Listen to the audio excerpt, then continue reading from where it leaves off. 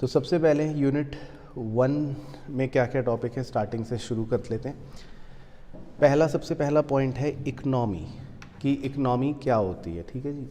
तो इकनॉमी का मतलब है, इकनॉमी एक ऐसा सिस्टम है जो दो चीज़ें प्रोवाइड करता है लोगों को।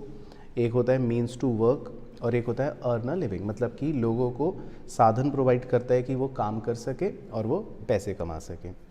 अब इकनॉमी जो होती है वो दो प्रकार की होती है। एक को हम बोल देते हैं ओपन इकनॉमी, एक को हम बोल देते हैं क्लोज्ड इकनॉमी। ओपन इकनॉमी वो हो गई जिसका बाकी इकनॉमीज़ के साथ रिलेशन है। क्लोज्ड इकनॉमी वो हो गई जिसका किसी और के साथ कोई रिलेशन नहीं है। फिर दूसरा पॉइंट होता है स्कैरसिटी क्या होता है। तो स्कैरसिटी का मतलब ये है कि जब किसी भी इकनॉमी में डिमांड ज़्यादा होती है रिसोर्सेज की और उसकी सप्लाई कम होती है, तो उस सिचुएशन को हम क्या बोल देते हैं, स्कैरसिटी बोल देते हैं। फिर तीसरा पॉइंट होता है कि इकोनॉमिक प्रॉब्लम क्या है। तो इकोनॉमिक प्रॉब्लम हमारे लिए इम्पॉर्टेंट है। तो इकोनॉमिक प्रॉब्लम किसे बोलते हैं, प्रॉब्लम ऑफ चॉइस, यानी कि हमें चॉइस की प्रॉब्लम होती है, हमें चूज़ करना पड़ता है, उस प्रॉब्लम को बोलते हैं प्रॉब्लम ऑफ चॉइस या इकोनॉमिक प्रॉब्लम। तो इकोनॉमिक प्रॉब्लम के 3 कारण होते हैं कि ये प्रॉब्लम ऑफ चॉइस क्यों आती है। तो 3 वजहों से आती है। एक, रिसोर्सेज आर लिमिटेड, मतलब हमारे पास जो साधन है वो लिमिटेड होते हैं। दूसरा, रिसोर्सेज हैव ऑल्टरनेटिव यूजेस, जो हमारे पास रिसोर्सेज हैं उन्हें हम अलग अलग जगह इस्तेमाल करते हैं, तो इसीलिए चॉइस की प्रॉब्लम आती है। और तीसरा कारण सबसे बड़ा, सबसे इम्पॉर्टेंट, कि ह्यूमन वांट्स जो हैं वो क्या होते हैं, आर अनलिमिटेड। तो इन 3 कारणों की वजह से इकोनॉमिक प्रॉब्लम हो जाती है। अब कोई भी इकोनॉमी चाहती है कि वो अपने जो लोग हैं, उसके जो वहाँ पर लोग रहते हैं, उन्हें वो सबसे ज़्यादा सेटिस्फाई कर सके। तो जब वो अपने लिमिटेड रिसोर्सेज को अपने लोगों को सेटिस्फाई करने के लिए यूज़ करती है अच्छे से, इफ़ेक्टिवली एंड एफिशिएंटली, तो उसे बोलते हैं इकोनोमाइजिंग ऑफ रिसोर्सेज। तो जैसे अगर मान लो हमारे पास ये थोड़े से रिसोर्सेज हैं, तो हम इन थोड़े से रिसोर्सेज को सबकी नीड्स को पूरा करने में लगा देंगे, तो इसको बोल देंगे इकोनोमाइजिंग ऑफ रिसोर्सेज। फिर पहला जो मुद्दे का पॉइंट होता है, या आपके एग्ज़ाम में एक इम्पॉर्टेंट क्वेश्चन आता है, वो ये कि इकोनॉमिक प्रॉब्लम के जो रीज़न हैं वो बताओ, और फिर वो आपसे उसको एक्सप्लेन करने को पूछ लेगा। तो 3 रीज़न आप क्या बताओगे, वही सेम, कि लिमिटेड रिसोर्सेज होते हैं, यानी कि लोगों की ज़रूरतों को पूरा करने के लिए रिसोर्सेज सफिशेंट नहीं होते। दूसरा, रिसोर्सेज के ऑल्टरनेटिव यूजेस होते हैं, उसका आप एग्जाम्पल दे देना। क्या एग्जाम्पल दे दोगे, लैंड। तो आप उसमें ये एग्जाम्पल में बता सकते हो कि लैंड जो होता है उसको हम अलग अलग चीज़ों में यूज़ कर सकते हो, तो उसके ऑल्टरनेटिव यूजेस होते हैं। और तीसरा रीज़न होता है अनलिमिटेड ह्यूमन वांट्स, मतलब इंसान की इच्छाएं जो हैं वो अनलिमिटेड होंगी, वो कभी भी ख़त्म नहीं होंगी। एक वांट ख़त्म होगी तो दूसरी वांट अराइज हो जाएगी, तो इस वजह से इकोनॉमिक प्रॉब्लम हो जाती है। फिर इसी तरह एक और क्वेश्चन आपसे पूछ सकता है, एक और टॉपिक होता है कि माइक्रो इकोनॉमिक्स और मैक्रो इकोनॉमिक्स में क्या फ़र्क है। तो ये याद है आपको। तो माइक्रो इकोनॉमिक्स किसकी स्टडी होती है, इंडिविजुअल्स की, और मैक्रो इकोनॉमिक्स किसकी स्टडी होती है, मतलब पूरी इकोनॉमी एज अ होल, जिसमें हम एग्रीगेट की स्टडी करते हैं, सबको जोड़ के स्टडी करते हैं। बाकी माइक्रो इकोनॉमिक्स के टूल्स क्या होते हैं, डिमांड और सप्लाई, और मैक्रो इकोनॉमिक्स के टूल्स होते हैं एग्रीगेट डिमांड और एग्रीगेट सप्लाई। फिर जो इसका अदर नाम है वो आपको याद रखना इंपॉर्टेंट है। माइक्रो इकोनॉमिक्स को बोलते हैं प्राइस थ्योरी, और मैक्रो इकोनॉमिक्स को बोलते हैं income and employment theory.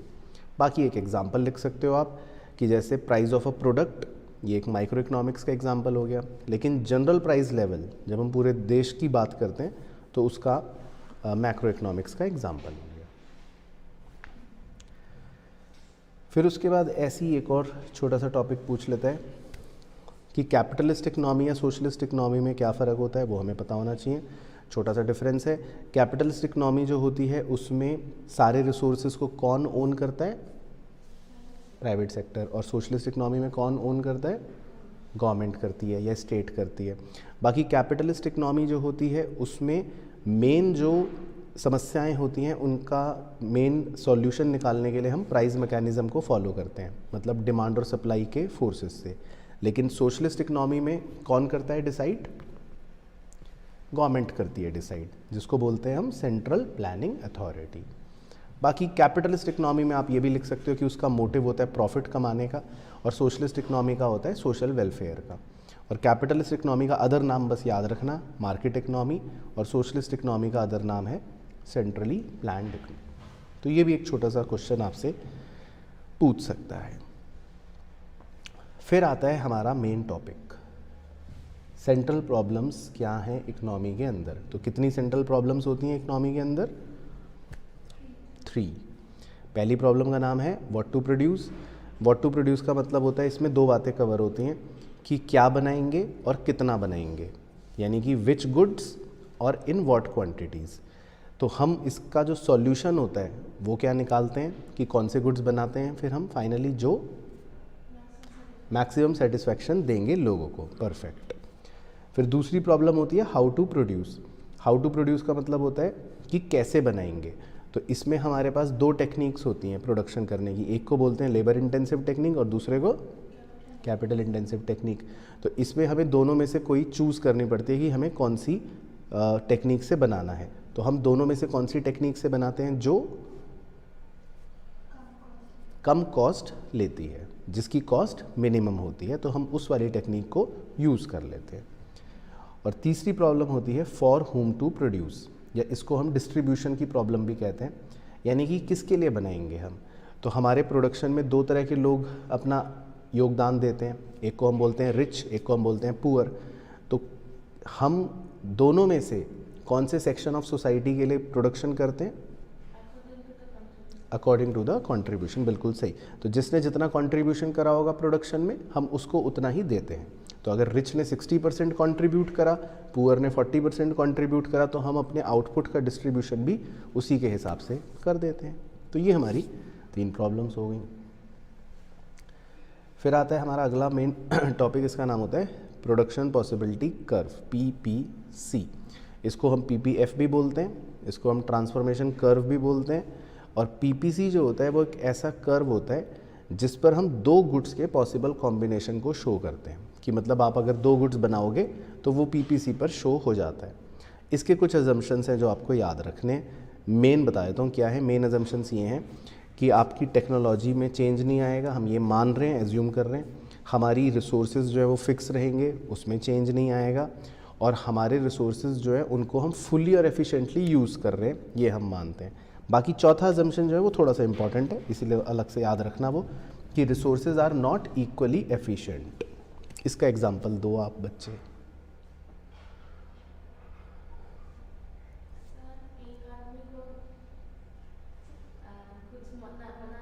Rice, हाँ, तो उससे दूसरा आदमी को जिसको जो एक चीज जिसे नहीं बनाना है तो उसे करने बोलो तो कम कर पाएगा।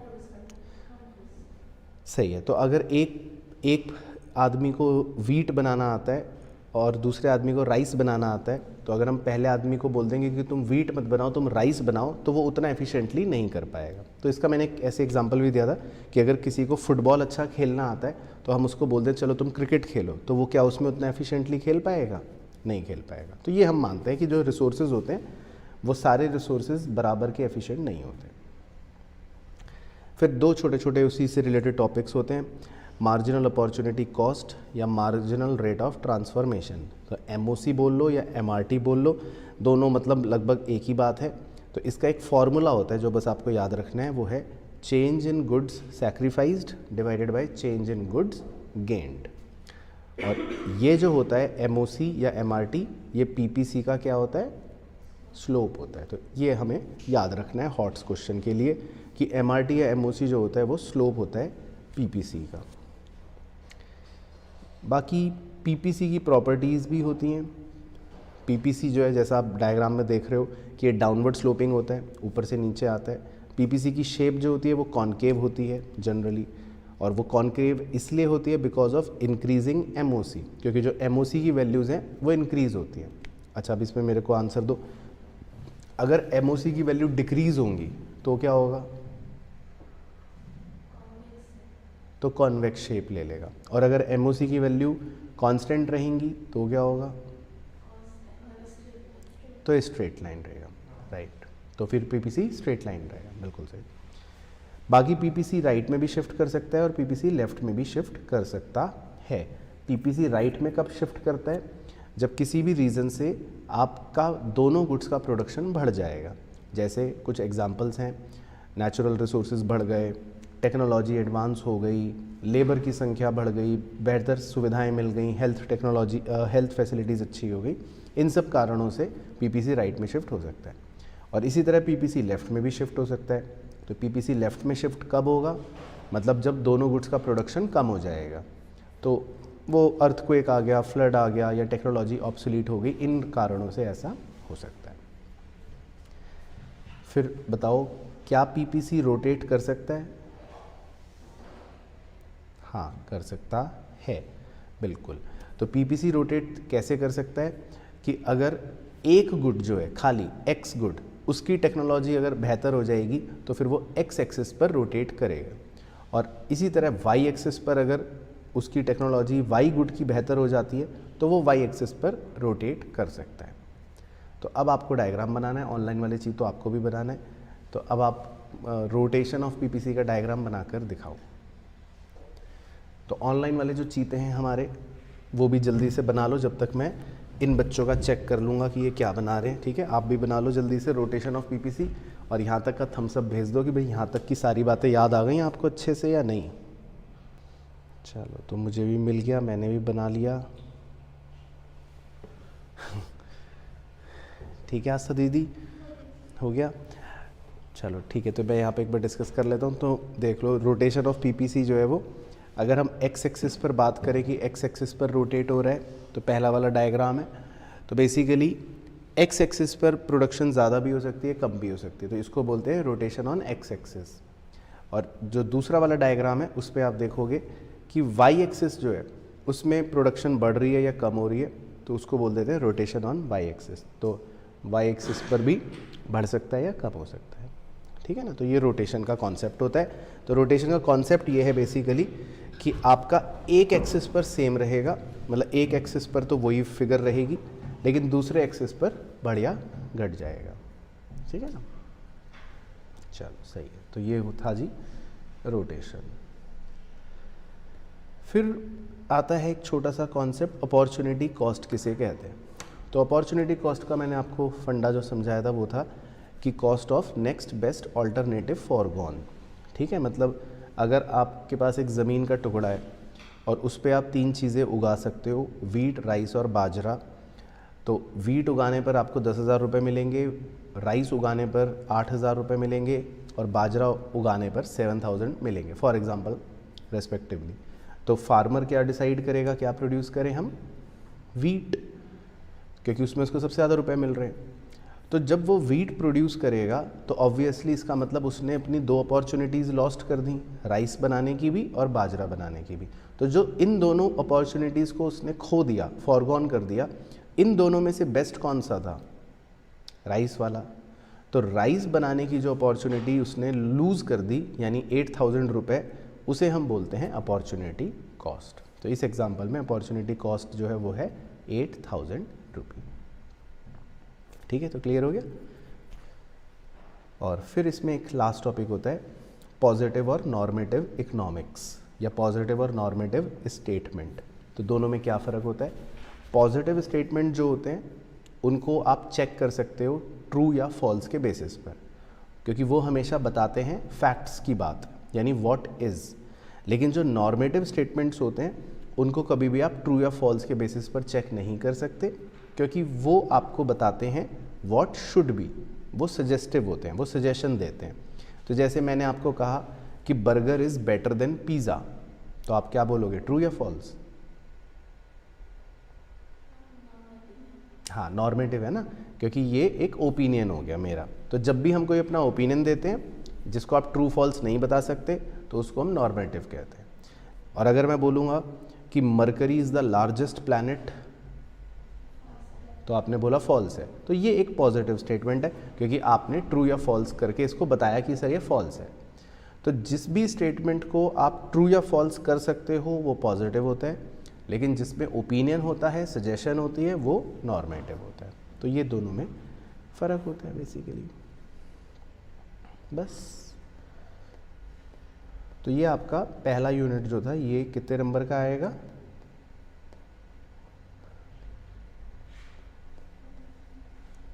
कितने नंबर का आएगा?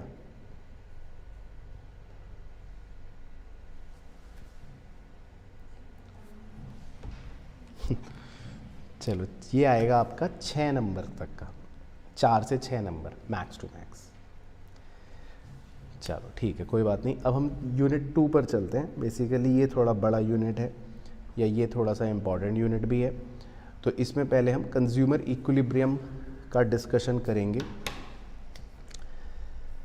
चलो, तो एल्फ्रेड मार्शल कौन है, याद है आपको एल्फ्रेड मार्शल?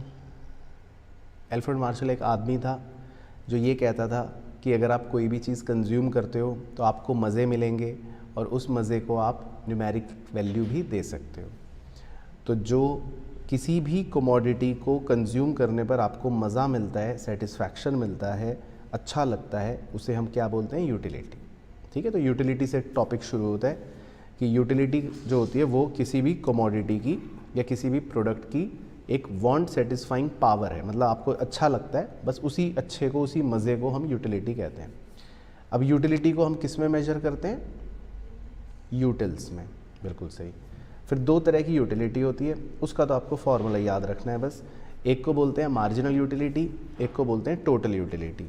तो टोटल यूटिलिटी तो मतलब होता है summation of all the marginal utilities, है ना। तो MU1, MU2, MU3 इन सबको जोड़ लेंगे तो टोटल यूटिलिटी आ जाएगा। और मार्जिनल यूटिलिटी जो होता है वो होता है change in total utility divided by change in units. तो दोनों के फॉर्मूले बस आपको याद रखने हैं। बाकी यूटिलिटी के कॉन्सेप्ट को 2 तरह से डिवाइड करा गया है, जिस पे पूरा चैप्टर है। एक होती है कार्डिनल यूटिलिटी, जिसको मेजर किया जा सकता है, जो एल्फ्रेड मार्शल ने कहा। और एक होती है ऑर्डिनल यूटिलिटी, जिसको मेजर नहीं किया जा सकता, जो J.R. हिक्स ने कहा, जिसमें सिर्फ आप प्रेफरेंस दे सकते हो, जो अभी हम पढ़ेंगे थोड़ी देर बाद। तो सबसे पहले हम एल्फ्रेड मार्शल के बारे में स्टडी करते हैं। तो एल्फ्रेड मार्शल ने सबसे पहले एक लॉ हमें बताया। इस लॉ का नाम क्या था? Law of diminishing marginal utility. Very good. तो इस मोटे आदमी को अगर आप देखोगे तो इसने जब बर्गर खाने शुरू करे तो पहले 2 तो इसको बहुत अच्छे लगे, मज़ा आया, लेकिन उसके बाद 5वें में इसने कहा कि ये ओके है, मतलब कम अच्छा लगा। और 6th बर्गर जब ये खा रहा था तो इसकी शक्ल बन गई और कह रहा है ये तो मेरे से ख़त्म भी नहीं हो रहा, मज़ा नहीं आ रहा है। तो इसका मतलब इस लॉ में क्या बताया गया है कि आप जितना ज़्यादा कंज्यूम करते रहोगे उसकी यूटिलिटी, मार्जिनल यूटिलिटी उतनी कम होती रहेगी, राइट। उसका मज़ा मतलब आपको उतना कम मिलता रहेगा। बाकी इसमें कुछ अजम्पशंस हैं कि भाई ये कॉन्टीन्यूस प्रोसेस है और क्वालिटी में चेंज नहीं होगा, ये तो एक बेसिक आपको याद रखने हैं, ठीक है ना। चलो, अब सबसे इम्पॉर्टेंट चीज़ यहाँ से बड़े ध्यान से सुनना, क्योंकि एग्ज़ाम में 100% आपसे पूछेगा, वो ये कंज्यूमर इक्विलिब्रियम क्या होता है। तो कंज्यूमर इक्विलिब्रियम मतलब होता है एक ऐसी सिचुएशन जहाँ पर कंज्यूमर को क्या मिले? Maximum satisfaction. बस, तो यही लिखना है आपको कि कंज्यूमर इक्विलिब्रियम का मतलब है एक ऐसी सिचुएशन जहाँ पर कंज्यूमर को क्या मिले? Maximum satisfaction. अब कंज्यूमर इक्विलिब्रियम का पता कैसे चलेगा? तो इसके लिए सबसे पहले हम एल्फ्रेड मार्शल की यूटिलिटी अप्रोच पढ़ते हैं, जिसमें उन्होंने कुछ अजम्पशंस बताई कि भाई कंज्यूमर जो है वो रैशनल है, प्राइस जो है वो फिक्स रहेगा, इनकम जो है वो फिक्स रहेगी, ठीक है ना।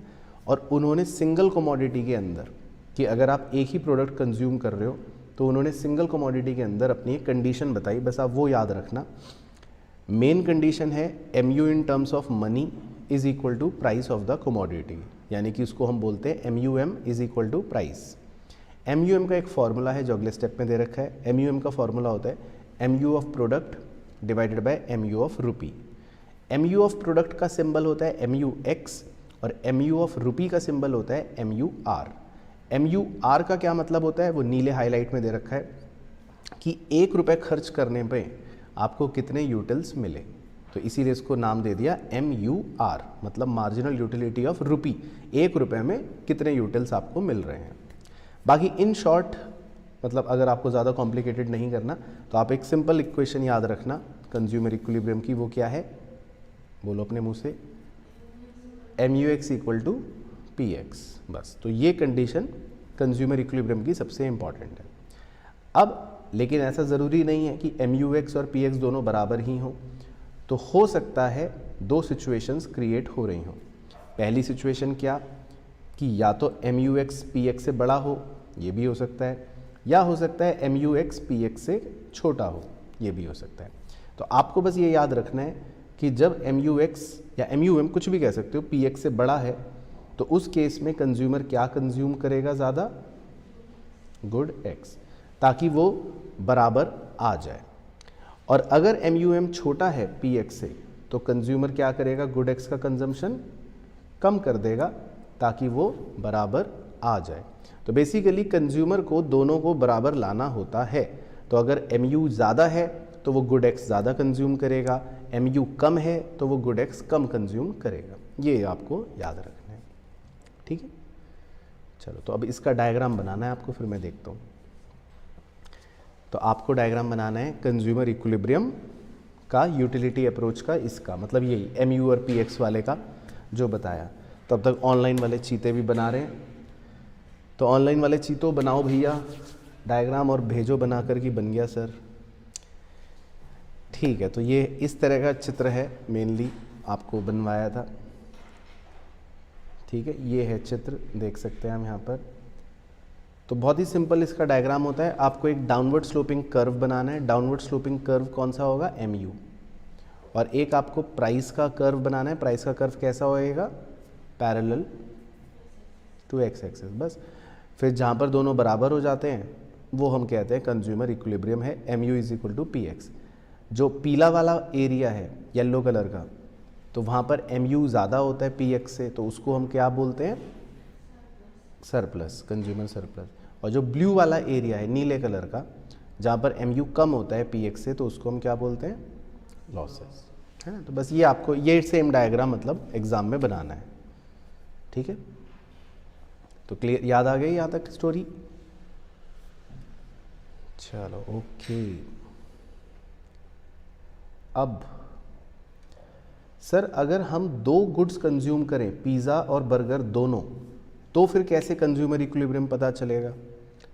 तो फिर अल्फ्रेड मार्शल ने उसकी भी कंडीशन हमें बताई है कि अगर आप दो गुड्स कंज्यूम करते हो तो फिर कंज्यूमर इक्विलिब्रियम कंडीशन होगी MUX upon PX is equal to MUY upon PY। तो फिर वो आपको कंडीशन याद रखनी है। अब उसमें भी दो बातें हो सकती हैं कि सर अगर ये इक्वल नहीं है तो क्या होगा, यानी कि हो सकता है पहले MUX अपॉन PX ग्रेटर हो, या हो सकता है MUX upon PX less than हो। तो इसका भी मैंने आपको तरीका याद करवाया था, रटने वाला सिंपल। तो याद है आस्था दीदी।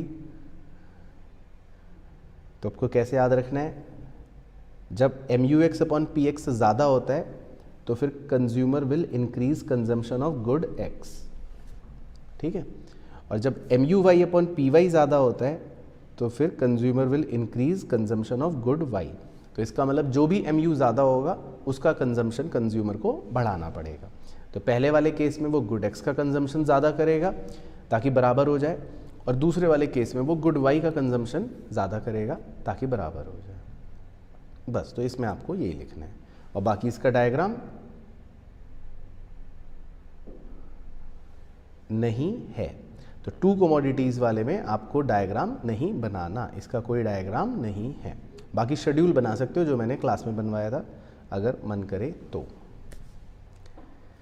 चलो जी, अब आते हैं हम दूसरे JR हिक्स की अप्रोच पर। इसमें थोड़ा ज़्यादा बातें हैं, ध्यान से सुनना। तो सबसे पहले तो बंडल। बंडल किसे बोलते हैं,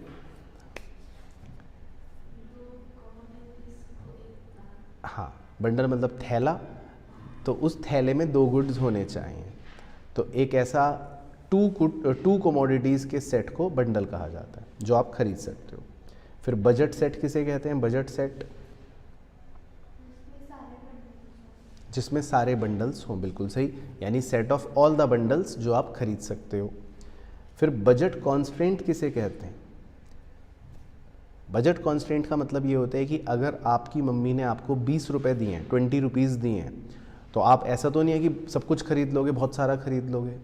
आपके पास कितना बजट है, सिर्फ 20 का। तो जितने बंडल्स आपके बजट के अंदर अंदर आ सकते हैं, हम उन बंडल्स के समूह को बजट कॉन्स्ट्रेंट मतलब कह सकते हैं। तो जैसे यहाँ पर इसी का हमने एक एग्जाम्पल ले रखा था कि जैसे आपके पास 20 रुपीज़ हैं और एप्पल 4 रुपये का है, ऑरेंज 2 रुपये का है, तो तो आप देखो अलग अलग कॉम्बिनेशंस खरीद सकते हो, 0,10, 1,8, 2,6, 3,4 ये सब। लेकिन क्या आप 10 एप्पल और 5 ऑरेंज खरीद लोगे? नहीं, क्योंकि आपके पास बजट इतना नहीं है। तो इसी चीज़ को हम बजट कॉन्स्ट्रेंट बोलते हैं। फिर कुछ ऐसे भी बंडल्स होते हैं जिसमें आप एग्जैक्ट अपने 20 रुपीज़ स्पेंड करोगे, जिसमें आप एग्जैक्ट अपना मनी इनकम स्पेंड करोगे, तो वो इक्वेशन को बजट लाइन इक्वेशन बोलते हैं। और उस छोटे से डायग्राम में आप देख रहे हो वो जो डाउनवर्ड स्लोपिंग कर्व है, इसको क्या बोलते हैं? Budget line. बिल्कुल सही। बाकी बजट लाइन का स्लोप अगर निकालना है तो उसका फॉर्मूला बोलो जी अपने मुंह से, क्या होगा? सही, price of one good divide by price of other good. इसको अंग्रेजी में कहते हैं ratio of prices of two goods, और इसे प्यार से घर में कहा जाता है market rate of exchange, MRE। फिर क्या बजट लाइन राइट में शिफ्ट हो सकती है? हाँ हो सकती है। क्या बजट लाइन लेफ्ट में शिफ्ट हो सकती है? हाँ हो सकती है। अब राइट में शिफ्ट होने के सिर्फ दो ही रीज़न होते हैं, या तो कंज्यूमर की इनकम बढ़ जाए या फिर दोनों गुड्स के प्राइजेस कम हो जाएं। और वाइस वर्सा लेफ्टवर्ड शिफ्ट कब हो सकती है? जब कंज्यूमर की इनकम कम हो जाए या दोनों गुड्स के प्राइजेस बढ़ जाएं। बिल्कुल सही। तो अब आपको एक डायग्राम बनाना है जिसमें आप राइटवर्ड लेफ्टवर्ड शिफ्ट बनाओगे बजट लाइन का। तो वो आप बनाओ, फिर मुझे दिखाना। तो ऑनलाइन वाले चीते भेजो यस सर बनाने के बाद। बना लिया? ठीक है। तो कैसा बनाया? स्ट्रेट लाइन, और फिर उसके बाद वो स्ट्रेट लाइन राइटवर्ड शिफ्ट होगी तो कहाँ चली जाएगी बजट लाइन वाली? राइट में, ऊपर की तरफ। Very good. और लेफ्टवर्ड शिफ्ट करना होगा तो लेफ्ट में। ठीक है। तो ओके, डन। ठीक है। तो ये एग्ज़ाम में 3 नंबर का पूछ लेता है, तो अगर पूछे तो आप रीज़न बता देना, है ना, वो तो अपने पास है ही, और डायग्राम बना देना लेफ्टवर्ड शिफ्ट का या राइटवर्ड शिफ्ट का। चलो बहुत बढ़िया। ओके। अब उसके बाद जी अगला टॉपिक है, मतलब इसी में कहानी में, इंडिफरेंस कर्व। तो इंडिफरेंस कर्व किसे बोलते हैं? तो बहुत ही सिंपल पॉइंट है इंडिफरेंस कर्व का, कि आपके पास जो बहुत सारे अलग अलग बंडल्स होते हैं, तो जब आप उन अलग अलग बंडल्स को अगर प्लॉट करो और एक कर्व बना दोगे तो आपका एक कर्व बन जाएगा जिसको हम बोलते हैं इंडिफरेंस कर्व। लेकिन इंडिफरेंस कर्व की खासियत क्या है वो आपको बतानी है, कि इन अलग अलग बंडल्स में आपको क्या मिलेगा? Equal satisfaction. Very good.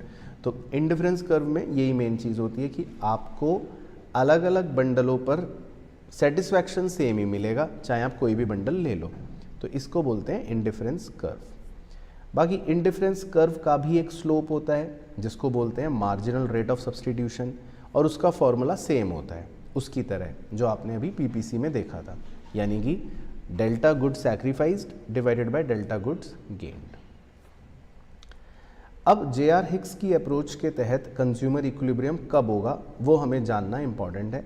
तो जे.आर. हिक्स ने कुछ अजम्पशंस दी थी, वो तो सिंपल है कि कंज्यूमर रैशनल है और कंज्यूमर की मोनोटॉनिक प्रेफरेंस है। अच्छा, मोनोटॉनिक प्रेफरेंस किसे बोलते हैं?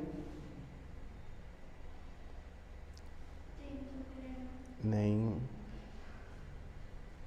अब आपके सामने 2 थैले हैं, ठीक है, एक थैले में 9 बर्गर और 10 पिज़्ज़ा हैं और दूसरे थैले में 10 बर्गर और 10 पिज़्ज़ा हैं। कौन सा थैला उठाओगे?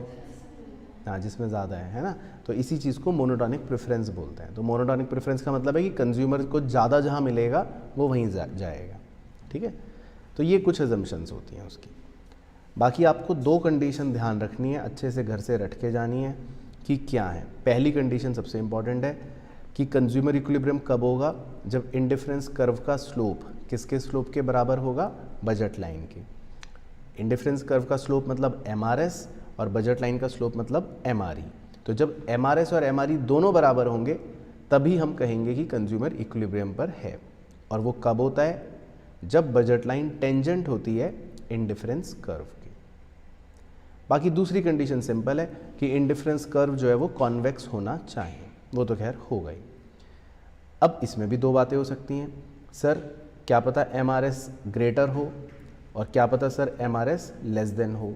तो फिर से वही रटने वाला पॉइंट याद रखना है, अगर MRS ग्रेटर होगा तो कंज्यूमर क्या करेगा, गुड X का कंजम्पशन ज़्यादा करेगा ताकि बराबर हो जाए, और अगर MRS कम है तो फिर वो गुड Y का कंजम्पशन ज़्यादा करेगा ताकि बराबर हो जाए। मतलब वो नीचे के दो पॉइंट्स सेम, वो हमें याद रखने हैं। अब इसका डायग्राम बनाओ, consumer equilibrium in difference curve approach. तो ऑनलाइन वाले चीते भी बनाओ या माइंड में सोच के भेज दो, यस सर आता है।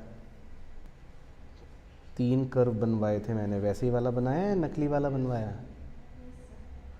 ठीक है, यही वाला बनाया। हाँ, तो बेसिकली यही बनाना है एग्ज़ाम में आपको बिल्कुल अच्छे से।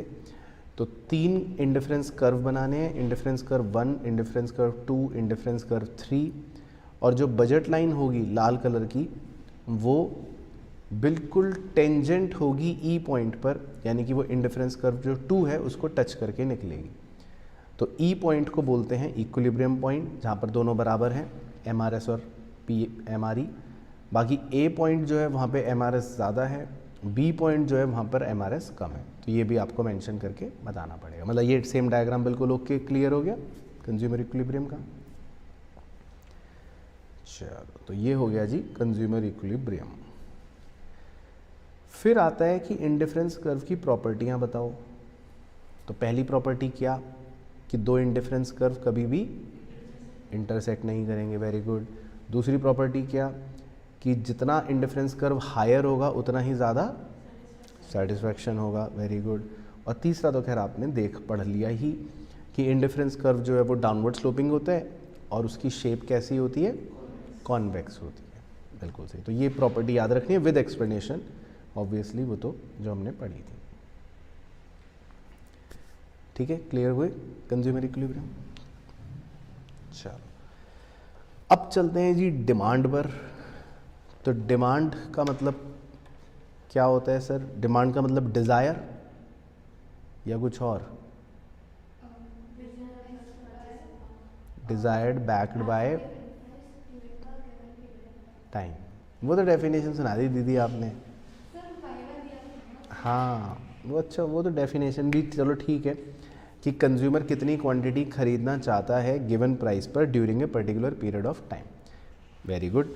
बाकी डिज़ायर जो होती है खाली उसको हम डिमांड वैसे नहीं कहेंगे, डिज़ायर के साथ साथ परचेजिंग पावर भी होनी चाहिए, तब वो डिमांड कहलाई जाएगी। अब आपको जो सबसे इम्पॉर्टेंट याद रखना है वो फटाफट मेरे साथ पढ़ लो, जहाँ कहोगे नहीं याद तो समझा दूंगा, कि डिमांड को कौन कौन से फैक्टर्स अफेक्ट करते हैं, आपकी डिमांड किन फैक्टर्स की वजह से चेंज होगी। तो पहला फैक्टर क्या, प्राइस ऑफ द कमोडिटी, उसके साथ कैसा रिलेशन है, इनवर्स, वेरी गुड। फिर उसके बाद दूसरा जो पॉइंट है वो है वैसे तो प्राइस ऑफ रिलेटेड गुड, लेकिन उसमें 2 तरह के रिलेटेड गुड्स होते हैं। पहले को बोलते हैं सब्सटीट्यूट गुड्स। तो price of the substitute good के साथ कैसा रिलेशन है, डायरेक्ट रिलेशन है, वेरी गुड। तो अगर टी के प्राइस बढ़ जाएंगे तो जो कॉफ़ी है उसकी डिमांड बढ़ जाएगी, वेरी गुड। दूसरे तरह के होते हैं कॉम्प्लीमेंट्री गुड्स। तो प्राइस ऑफ कॉम्प्लीमेंट्री गुड्स के साथ कैसा रिलेशन है, इनवर्स रिलेशन है, बिल्कुल सही। तो अगर पेट्रोल के प्राइसेस बढ़ जाएंगे तो कार की डिमांड कम हो जाएगी, ठीक है। उसके बाद तीसरा फैक्टर होता है इनकम। अब इनकम में आपको 3 तरह के गुड्स के बारे में जानकारी दी थी, एक होते हैं नॉर्मल गुड्स, एक होते हैं थोड़ा चीप क्वालिटी वाले इन्फीरियर गुड्स, और एक होते हैं नेसेसिटी गुड्स जो मतलब आपको लेने ही लेने पड़ते हैं। तो नॉर्मल गुड्स में किस तरह का रिलेशन होता है इनकम के साथ, डायरेक्ट। तो इनकम बढ़ेगी तो आप नॉर्मल गुड की डिमांड भी बढ़ा दोगे। और इन्फीरियर गुड के साथ कैसा रिलेशन होता है, इनवर्स। तो इनकम बढ़ेगी तो फिर आप डिमांड उसकी कम कर दोगे। बाकी नेसेसिटी गुड के साथ कैसा रिलेशन होता है, चेंज नहीं होता, तो जितना आपको लेना है उतना आपको लेना ही पड़ेगा। बाकी टेस्ट एंड प्रेफरेंस होते हैं, अच्छा टेस्ट है तो ज़्यादा डिमांड, बेकार टेस्ट है तो कम डिमांड, या कुछ अदर फैक्टर्स होते हैं। बाकी इसी को अगर हम एक मैथमेटिकल रूप दे दें तो वो बन जाएगा डिमांड फंक्शन। तो उसको हम ऐसे फंक्शन का फॉर्म भी दे सकते हैं कि dx is equal to F of P X P R Y T O. बाकी इसी को अगर हम टैबुलरी प्रेजेंट कर लें इन्वर्स रिलेशन को, तो उसको बोल देंगे क्या, डिमांड शेड्यूल। और अगर हम ये कहें कि प्राइस और डिमांड का इन्वर्स रिलेशन होता है keeping the other factors constant, तो इसको नाम दे दिया लॉ ऑफ डिमांड। तो लॉ ऑफ डिमांड भी यही होता है कि अगर अदर फैक्टर्स कांस्टेंट रहेंगे तो प्राइस का और डिमांड का कैसा रिलेशन रहेगा, इन्वर्स रिलेशन रहेगा। बाकी डिमांड कर्व आपको याद है कैसा बनता है, demand curve downward sloping, very good. फिर कुछ एक्सेप्शंस हैं लॉ ऑफ डिमांड के, मतलब ऐसी चीज़ें जो लॉ ऑफ डिमांड को फॉलो नहीं करती। तो उसमें सबसे पहला आता है गिफन गुड्स। तो गिफन गुड्स जो है वो सर रॉबर्ट गिफन थे स्कॉटलैंड के भाई साहब, उन्होंने आइडेंटिफाई करा था। तो उन्होंने मीट और ब्रेड की स्टोरी जो थी उसको मतलब ऑब्जर्व करा था। तो वो याद है आपको मीट और ब्रेड की स्टोरी? नहीं याद होगी। तो स्टोरी ये थी कि उनके देश में स्कॉटलैंड के अंदर दो ही तरह के गुड्स होते थे, या तो मीट या ब्रेड। मीट इतना महंगा होता था कि सारे गरीब लोग क्या खाते थे, ब्रेड। तो उन्होंने ये ऑब्जर्व करा कि ब्रेड के प्राइसेस बढ़ रहे हैं लेकिन फिर भी लोग ब्रेड ज़्यादा खरीद रहे हैं। तो यानी कि यहाँ पर लॉ ऑफ डिमांड जो है वो फ्लॉप हो गया, लॉ ऑफ डिमांड फेल हो गया। तो उन्होंने ये चीज़ ऑब्जर्व करी कि ब्रेड के प्राइसेस बढ़ रहे हैं फिर भी ब्रेड की डिमांड बढ़ रही है। तो बस तब से ये नाम पड़ गया, क्योंकि सर रॉबर्ट गिफन ने गुड्स आइडेंटिफाई करे, गिफन गुड्स। तो ये लॉ ऑफ डिमांड को फॉलो नहीं करते, ये अलग चलते हैं। इसी तरह दूसरे होते हैं कॉन्स्पिक्यूअस गुड्स। तो कॉन्स्पिक्यूअस गुड्स कौन से होते हैं, जो बहुत महंगे होते हैं, जो स्टेटस सिंबल के लिए लोग खरीद सकते हैं या खरीद लेते हैं, जैसे डायमंड्स। तो ये लॉ ऑफ डिमांड क्यों नहीं फॉलो करते, क्योंकि इनका प्राइस जितना ज़्यादा बढ़ता है उतने ही ज़्यादा ये खरीदते हैं। अमीर लोग सोचते हैं अब हम इनको और खरीदेंगे क्योंकि इससे हमारा स्टेटस सिंबल और ज़्यादा बढ़ जाएगा। तो ये भी लॉ ऑफ डिमांड को फॉलो नहीं करते। बाकी नेसेसिटी गुड ये आपने पहले पढ़ ही लिया कि ये डिमांड, इनकी डिमांड चेंज नहीं होती, तो ये लॉ ऑफ डिमांड को फॉलो नहीं करते। इमरजेंसी गुड्स, आपको मेडिसिन अगर चाहिए तो इसकी भी डिमांड चेंज नहीं होगी, तो ये भी लॉ ऑफ डिमांड को फॉलो नहीं करते। और इसी तरह एक बड़ा अच्छा पॉइंट था फ्यूचर एक्सपेक्टेशन।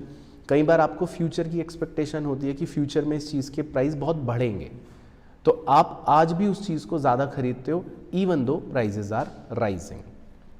तो मतलब ये 5 एक्सेप्शंस हैं जो लॉ ऑफ डिमांड को फॉलो नहीं करते। ठीक है, याद आ गए। अब एक क्वेश्चन आप ज़रूर करके जाना एग्ज़ाम में, वो आपसे पूछेगा ही पूछेगा, मतलब बहुत ज़्यादा प्रोबेबिलिटी है वो ये कि लॉ ऑफ डिमांड क्यों ऑपरेट करता है, या प्राइस और क्वांटिटी का इन्वर्स रिलेशन क्यों है, या डिमांड कर्व डाउनवर्ड स्लोपिंग क्यों है, मतलब कुछ भी पूछ सकता है। तो आपको इसके 3 मेन पॉइंट्स तो बताने ही बताने हैं। क्या है वो 3 मेन पॉइंट्स? पहला पॉइंट क्या है, law of diminishing marginal utility. तो एल्फ्रेड मार्शल के हिसाब से लॉ ऑफ डीएमयू की वजह से ही लॉ ऑफ डिमांड फॉलो होता है। लॉ ऑफ डीएमयू तो आपको पता ही है कि क्या था, जो भी पढ़ा। दूसरा है इनकम इफेक्ट और तीसरा है सब्सटीट्यूशन इफेक्ट। इनकम इफेक्ट और सब्सटीट्यूशन इफेक्ट दोनों आप डिमांड चैप्टर में भी थोड़ा थोड़ा पढ़ते हो। इनकम इफेक्ट क्या कहता है कि अगर किसी कमोडिटी का प्राइस कम हुआ तो इसका मतलब है कि आपकी रियल इनकम बढ़ गई, आपकी परचेजिंग पावर बढ़ गई, और जब आपकी परचेजिंग पावर बढ़ जाएगी तो ऑटोमेटिकली आप ज़्यादा क्वांटिटी खरीदोगे। तो ये इनकम इफेक्ट कहता है। और सब्सटीट्यूशन इफेक्ट ये कहता है कि अगर कोई गुड का प्राइस कम हो गया या कोई गुड का प्राइस अगर मान लो बढ़ गया, तो उसका जो दूसरा सब्सटीट्यूट गुड है लोग फिर उसको ज़्यादा खरीदना शुरू कर देंगे। तो ये सब्सटीट्यूशन इफेक्ट हो गया। तो इस वजह से लॉ ऑफ डिमांड फॉलो हो जाता है। तो मेनली आपको 3 पॉइंट शुरू के लिखने हैं। बाकी चौथा पॉइंट भी यहाँ दे रखा है, नंबर ऑफ कंज्यूमर, वो वैसे बेकार है, लेकिन वो ये कहता है कि अगर किसी चीज़ के प्राइस कम होंगे तो फिर उस चीज़ को खरीदने के कंज्यूमर्स बढ़ जाएंगे, तो इसीलिए डिमांड भी बढ़ जाएगी। तो उसको हम कहते हैं कि वो लॉ ऑफ डिमांड फॉलो कर रहा है। लेकिन आपका 3 नंबर का एक क्वेश्चन आएगा तो आप पहले 3 पॉइंट्स ज़रूर लिखना। बाकी एक हॉट क्वेश्चन 1 नंबर में पूछ सकता है कि इनकम इफेक्ट और सब्सटीट्यूशन इफेक्ट दोनों को जोड़कर क्या बोलते हैं, प्राइस इफेक्ट। तो वो याद रखना है जो नीचे बक्से में लिखवा रखा है। चलो वेरी गुड। तो यहाँ तक पहले क्लियर हो गई। चलो अब तैयार हो जाओ सबसे इम्पॉर्टेंट टॉपिक के लिए जिसका क्वेश्चन पक्का आएगा। अब डिमांड को कितने फैक्टर्स अफेक्ट करते हैं? 5। Very good. PX, PR, Y, T, O। लेकिन अगर डिमांड प्राइस की वजह से अफेक्ट होगी तो आप क्या बोलोगे? Change in quantity demanded. लेकिन अगर डिमांड दूसरे फैक्टर्स की वजह से अफेक्ट हो रही होगी तो आप क्या बोलोगे? Change in demand. Very good, तो ये याद रखना है। तो चेंज इन क्वांटिटी डिमांडेड जो है वो 2 टाइप के होते हैं, एक को बोलते हैं एक्सपेंशन, एक को बोलते हैं कॉन्ट्रैक्शन।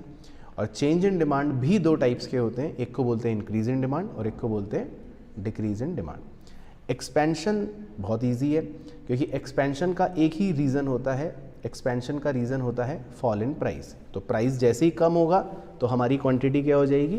बढ़ जाएगी, उसे हम बोलते हैं एक्सपेंशन। और कॉन्ट्रैक्शन का भी बहुत ही सिंपल रीज़न होता है, यानी कि राइज इन प्राइस। जैसे ही प्राइस बढ़ेगा तो वैसे ही हमारी डिमांड क्या हो जाएगी? कम हो जाएगी, तो हम उसे क्या बोलेंगे? कॉन्ट्रैक्शन। चलो, एक्सप्लेनेशन तो आपको मैंने बताई दी थी कि कैसे लिखते हैं डायग्राम की। तो अब आपको डायग्राम बनाना है, पहले एक्सपेंशन का और फिर कॉन्ट्रैक्शन का। तो वो बनाइए, फिर मुलाकात करते हैं। Downward movement along demand curve, ठीक है। एक्सपेंशन क्लियर है, याद है? तो इसमें क्वांटिटी बढ़ गई तो इस बढ़ने वाली क्वांटिटी को हम कहते हैं एक्सपेंशन।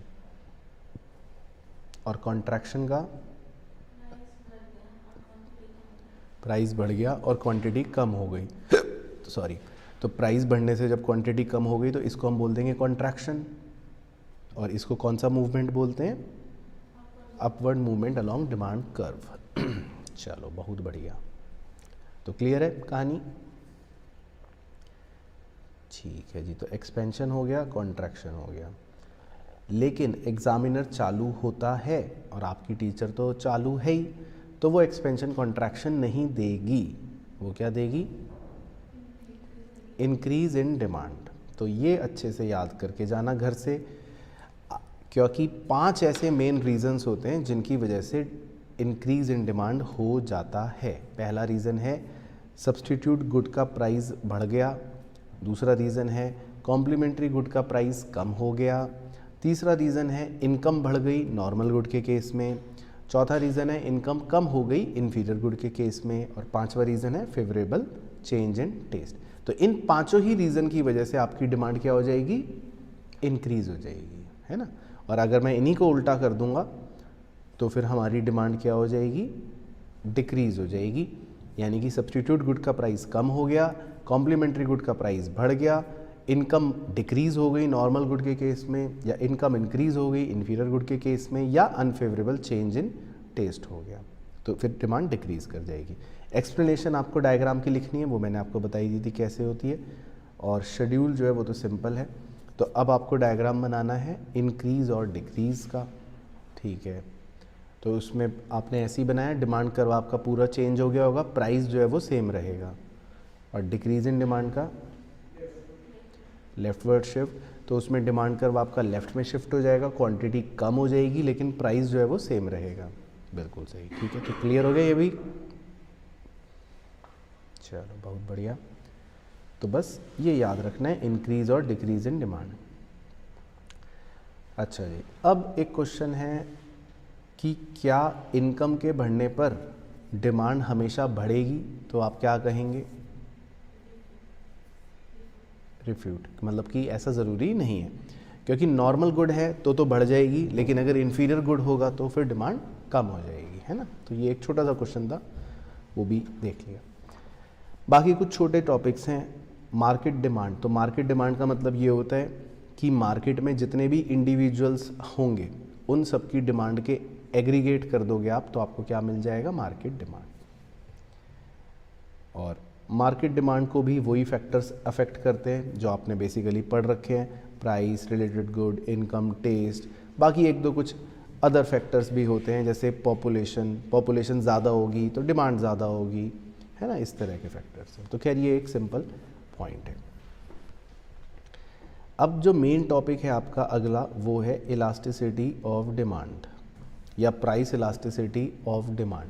तो प्राइस इलास्टिसिटी ऑफ डिमांड का मतलब है कि प्राइस के चेंज होने से आपकी क्वांटिटी कितनी चेंज होगी, उसे बोलते हैं प्राइस इलास्टिसिटी ऑफ डिमांड। तो अब इसमें पहले आप बताओ इसमें कितनी डिग्रियां होती हैं? 5 डिग्रियां होती हैं, बिल्कुल सही। तो इलास्टिसिटी ऑफ डिमांड की 5 डिग्रियां हो सकती हैं। एक को बोलते हैं परफेक्टली इनइलास्टिक, तो उस समय वैल्यू कितनी होगी? 0। एक को बोलते हैं परफेक्टली इलास्टिक, तो उस समय वैल्यू कितनी होगी? इन्फिनिटी। एक को बोलते हैं लेस देन इलास्टिक, तो उस समय वैल्यू कितनी होगी? Less than 1। एक को बोलते हैं मोर देन इलास्टिक, तो वैल्यू कितनी होगी? More than 1। और एक को बोलते हैं यूनिट इलास्टिक, तो इक्वल टू 1। Very good. फिर इसका जो फॉर्मूला होता है इलास्टिसिटी को निकालने का, बेसिक फॉर्मूला, वो होता है percentage change in quantity divided by percentage change in price. Very good. तो ये भी पता होना चाहिए। बाकी 5 डिग्रियों के डिमांड कर्व जो हैं वो अलग अलग शेप के होंगे, वो आपको बहुत अच्छे से याद होने चाहिए। तो परफेक्टली इनइलास्टिक का डिमांड कर्व कैसा होगा? Parallel to Y axis. Perfectly elastic का डिमांड कर्व कैसा होगा? Parallel to X axis. Less than elastic का डिमांड कर्व कैसा होगा? स्टीपर। मोर देन इलास्टिक का डिमांड कर्व कैसा होगा? फ्लैटर। और यूनिटरी इलास्टिक का डिमांड कर्व कैसा होगा? Rectangular hyperbola. ठीक है, तो ये आपको बातें याद होनी चाहिए। बाकी न्यूमेरिकली इसको निकालने का फॉर्मूला जो है वो हम इस तरह भी कह देते हैं, Q1 minus Q0 divided by P1 minus P0 into P0 upon Q0। तो ये फॉर्मूले से हमारा इलास्टिसिटी आ जाता है। बाकी इलास्टिसिटी जो है वो याद रखनी है आपको कि हमेशा नेगेटिव होती है डिमांड की, क्योंकि प्राइस और क्वांटिटी में कैसा रिलेशन होता है? इन्वर्स रिलेशन होता है। तो वो एक चीज़ है जो हमें बस याद होनी चाहिए। बाकी factors affecting elasticity of demand, ये एक टॉपिक है जो शायद पूछ ले आपसे, तो इसको याद करने का एक सिंपल तरीका है जो मैंने लेफ्ट में लिखवाया था, उसी पर फोकस करना। तो आपको ये बताया था कि नंबर ऑफ क्लोज सब्सटीट्यूट्स, अगर किसी प्रोडक्ट के ज़्यादा सब्सटीट्यूट्स हैं तो उसकी इलास्टिसिटी क्या होगी? हायर। और अगर कम सब्सटीट्यूट्स हैं तो उसकी इलास्टिसिटी भी कम होगी। तो लेफ्ट वाले बादल में इसीलिए ऐसे ही समझाया था कि किसी भी प्रोडक्ट के अगर ज़्यादा सब्सटीट्यूट्स होंगे तो फिर उसकी इलास्टिसिटी भी ज़्यादा होगी, और कम सब्सटीट्यूट्स होंगे तो उसकी इलास्टिसिटी कम होगी।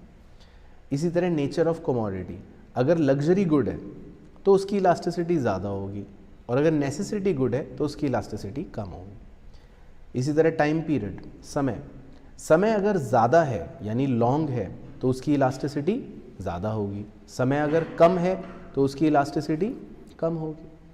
इसी तरह प्रोपोर्शन ऑफ टोटल एक्सपेंडिचर, अब आपके बजट में कोई ऐसी चीज़ है जिसका प्रोपोर्शन बहुत ज़्यादा है तो उसकी इलास्टिसिटी ज़्यादा होगी, जैसे आपको गाड़ी खरीदनी है, और आपके बजट में कोई चीज़ जिसका प्रोपोर्शन बहुत छोटा है तो उसकी इलास्टिसिटी भी बहुत कम होगी, जैसे आपको मैच बॉक्स खरीदना है, माचिस, तो बहुत कम इलास्टिसिटी होगी।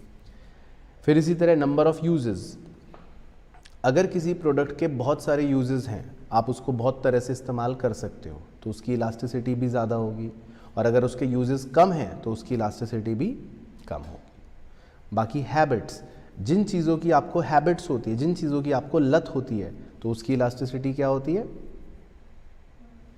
कम होती है, लो होती है। तो ये हैबिट्स वाला पॉइंट बन गया। तो बेसिकली कुछ फैक्टर्स जो हैं जो हमारी इलास्टिसिटी को अफेक्ट करते हैं वो हमारे ये वाले हो जाएंगे। ठीक है, चलो, तो ये हो गया जी आपका demand and it's elasticity.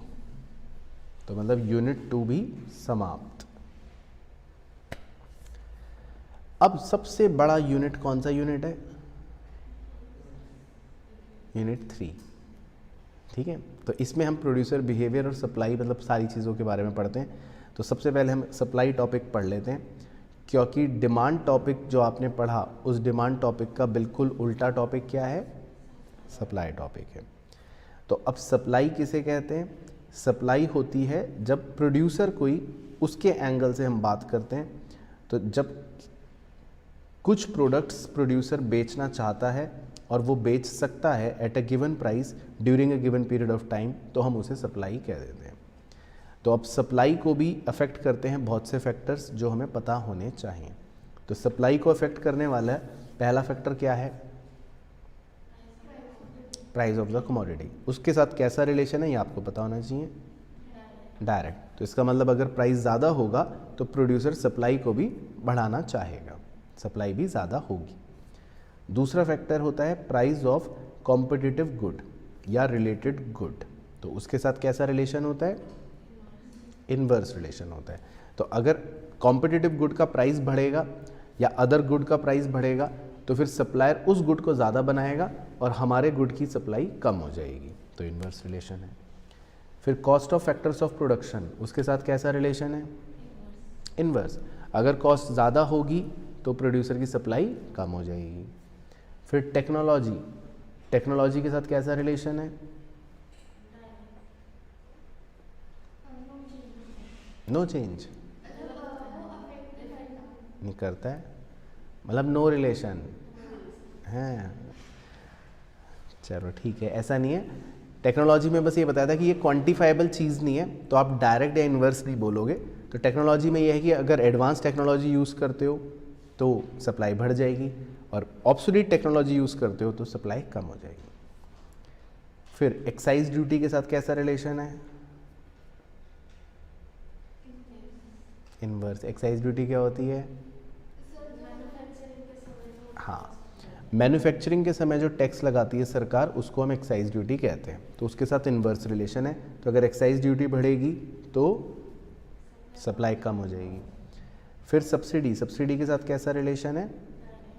Direct. Subsidy ज़्यादा होगी तो सप्लाई ज़्यादा होगी।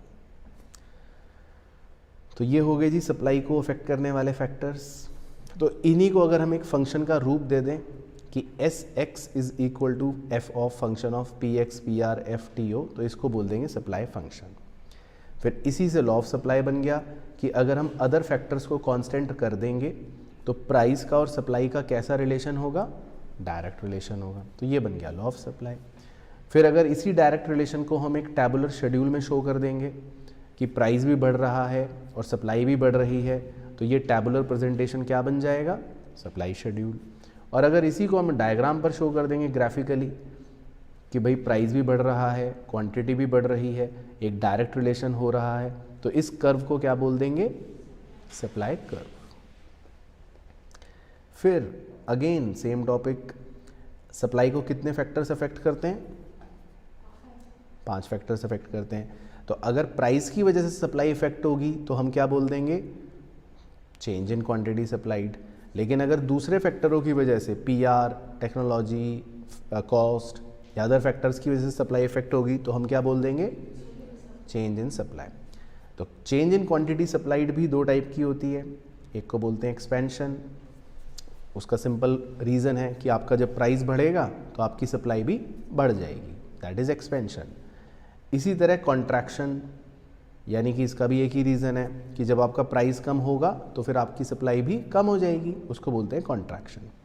लेकिन ज़्यादा इंपॉर्टेंट कौन से हैं एग्जाम के लिए? इंक्रीज या डिक्रीज इन सप्लाई। तो इंक्रीज इन सप्लाई के बहुत सारे रीजंस हैं। मैंने कहा था कि मेन 5 रीजंस आप याद रखना, क्योंकि ये अदर रीजंस हैं जिनकी वजह से सप्लाई बढ़ जाती है। वो क्या क्या? रिलेटेड गुड का प्राइस कम हो गया, टेक्नोलॉजी एडवांस हो गई, cost of factor of production कम हो गया, एक्साइज ड्यूटी कम हो गई या सब्सिडी बढ़ गई।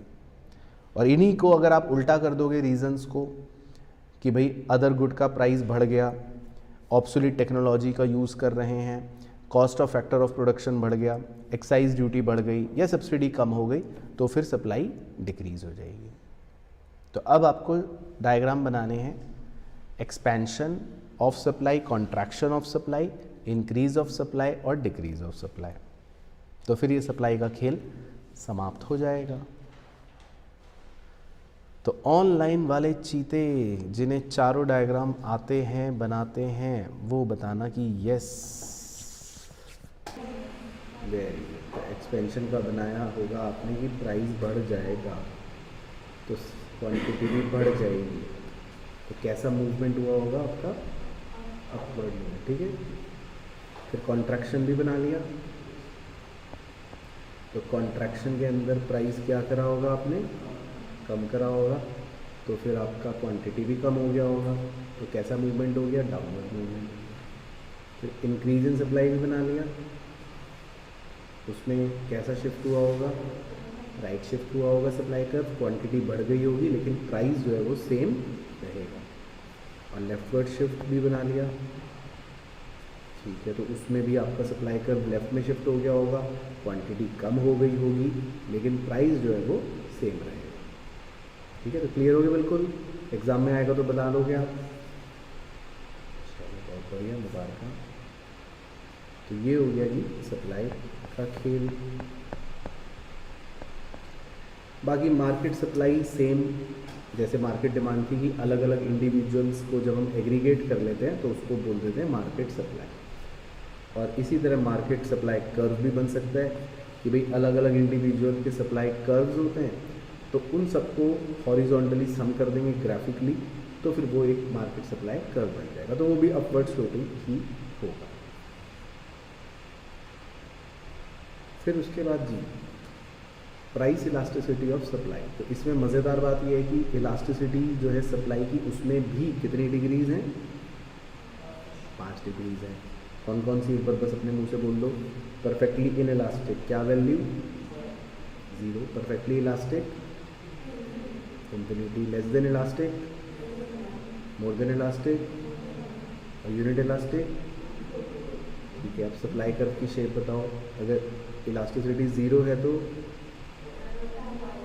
Parallel to Y axis, elasticity infinity है तो parallel to X axis, elasticity less than है तो स्टीपर, और इलास्टिसिटी मोर देन है तो फ्लैटर, और इलास्टिसिटी 1 है तो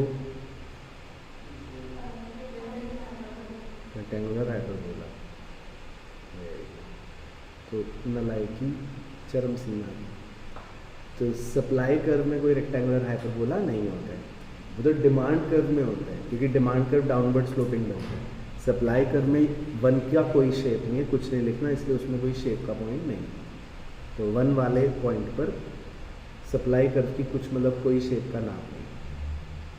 ठीक है, तो याद रहेगा ये पॉइंट।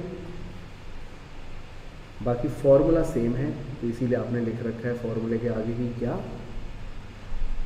B are champ. तो फॉर्मूला सेम ही है, Q1 minus Q0 upon P1 minus P0 into P0 upon Q0। लेकिन हाँ, बस एक चीज़ का याद रखना है कि इलास्टिसिटी ऑफ सप्लाई जो होगी वो क्या होती है, हमेशा पॉजिटिव, क्योंकि प्राइस का और क्वांटिटी का रिलेशन जो है वो कैसा होता है, पॉजिटिव होता है, डायरेक्ट।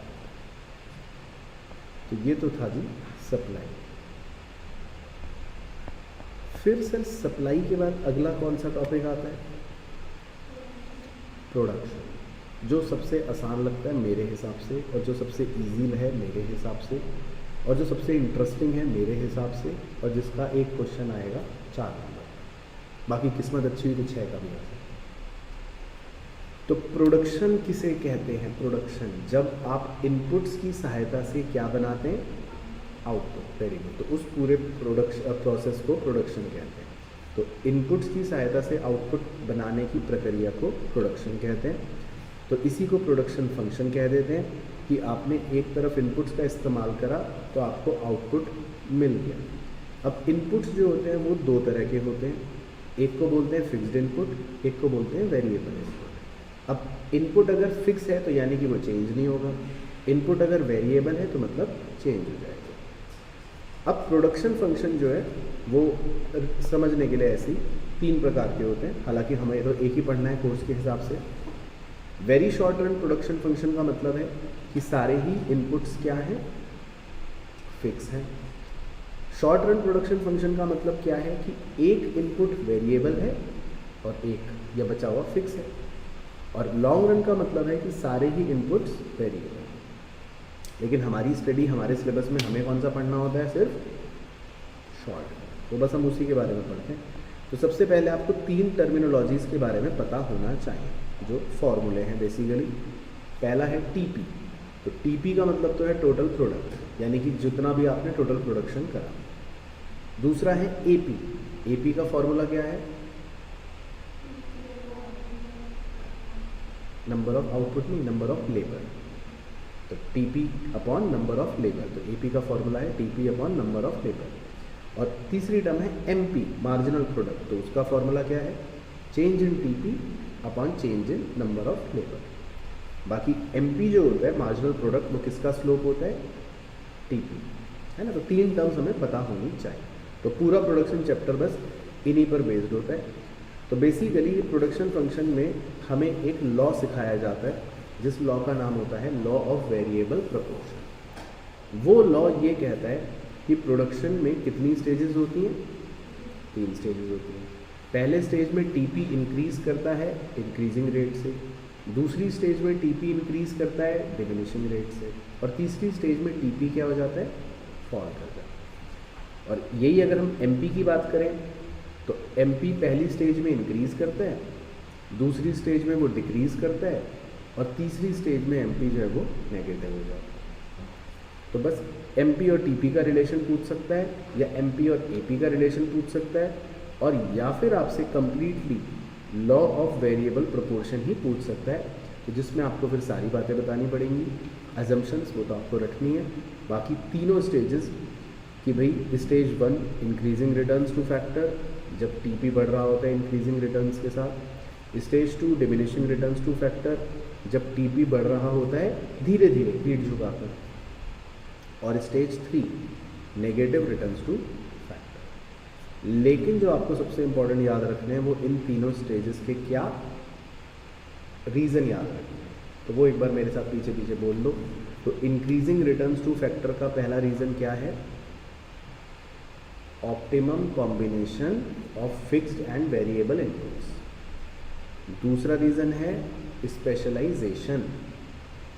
मतलब स्पेशलाइजेशन का मतलब समझते हो आप, कि मतलब जब शुरू में हम प्रोडक्शन स्टार्ट करते हैं तो हम अपने लेबर को स्पेशलाइज्ड तरीके से डिवाइड कर देते हैं। मतलब एक को बोलते हैं तुम पैकिंग करोगे, एक को बोलते हैं तुम ये करोगे, तीसरे को बोलते हैं तुम वो काम करोगे। मतलब हर लेबर अपना स्पेसिफिक काम करता है। और तीसरा रीज़न है बल्क डिस्काउंट। बल्क डिस्काउंट किसे बोलते हैं, जब आप बल्क में खूब सारा रॉ मटेरियल खरीदते हो तो फिर आपको थोड़ा सा डिस्काउंट मिल जाता है, तो उसको बोलते हैं वॉल्यूम डिस्काउंट। फिर stage 2 diminishing returns two factor, इसके भी 2 रीज़न याद रखने हैं आपको, कि ए एफिशिएंसी स्टार्ट्स डिक्लाइनिंग। जब हम ज़्यादा लेबर इंक्रीज करते हैं तो फिर धीरे धीरे एफिशिएंसी क्या हो जाती है, कम हो जाती है। और lack of perfect substitution. Lack of perfect substitution का मतलब होता है कि अब मुझे अगर मशीन्स की आवश्यकता है तो मैं उसकी जगह अगर लेबर को इंक्रीज कर दूंगा तो फिर वो फ़ायदा नहीं देगी, तो इसलिए इसको बोलते हैं लैक ऑफ परफेक्ट सब्सटीट्यूशन। और नेगेटिव रिटर्न्स में भी रीज़न आपको क्या लिखने हैं, पुअर कोऑर्डिनेशन, यानी कि कोऑर्डिनेशन बहुत ख़राब हो जाता है लेबर और लैंड का, और एफिशिएंसी स्टार्ट्स डिक्लाइनिंग, और जो एफिशिएंसी है वो बहुत कम हो जाती है क्योंकि बहुत ज़्यादा लेबर बढ़ जाती है। तो अब आपको इसका लेकिन डायग्राम बनाना है जो बहुत ही इम्पोर्टेंट और बहुत ही ज़रूरी है।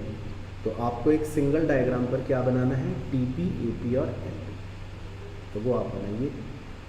तब तक ऑनलाइन वाले चीतों से बात कर लूँ जरा। भाई ऑनलाइन वाले चीते, अब बताओ कि यहाँ तक स्टोरी याद आ गई, और टीपी, एपी, एमपी का डायग्राम सिंगल डायग्राम पर आप बना सकते हो। वैसे तो नहीं बना सकते मुझे पता है, लेकिन फिर भी झूठ मूठ का बता दूँ, बोल दूँ कि हाँ सर बना सकते हैं। टीपी कैसे बनाया, टीपी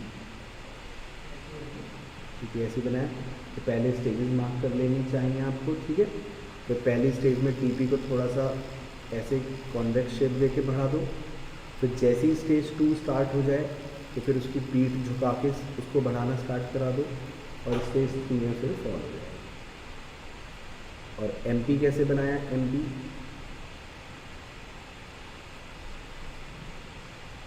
तो एमपी जो होता है वो स्टेज 1 में इंक्रीज करेगा, ठीक है। हाँ तो सही बना लो, सही कर लो। यहाँ से देखिए एमपी स्टेज 1 में इंक्रीज करेगा, स्टेज 2 में एमपी जो है वो डिक्रीज करेगा और 0 भी हो जाएगा, देखो। और फिर स्टेज 3 में तो नेगेटिव में पहुँच जाएगा। हाँ तो एमपी का जो कर्व है उसको आप इसी तरह बनाना, स्टेज 1 में इंक्रीज करेगा, स्टेज 2 में डिक्रीज करते हुए, और स्टेज 3 में तो वो नेगेटिव में पहुँच जाएगा।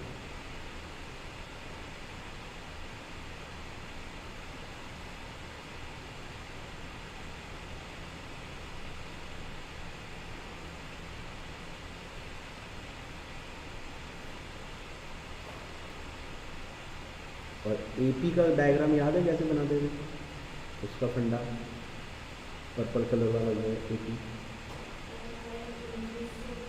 पहले इंक्रीज करेगा, वो आपकी ज़िंदगी बताई थी ना, याद है ना। तो पहले वो बढ़ता रहेगा ऊपर और जैसे ही MP को टच करेगा तो फिर नीचे जाना शुरू हो जाएगा। हाँ, ज़ीरो या नेगेटिव नहीं है। तो AP की खासियत ये है कि ये ज़ीरो या नेगेटिव नहीं है। तो बेसिकली आप एक ही डायग्राम पर ये तीनों बना सकते हैं।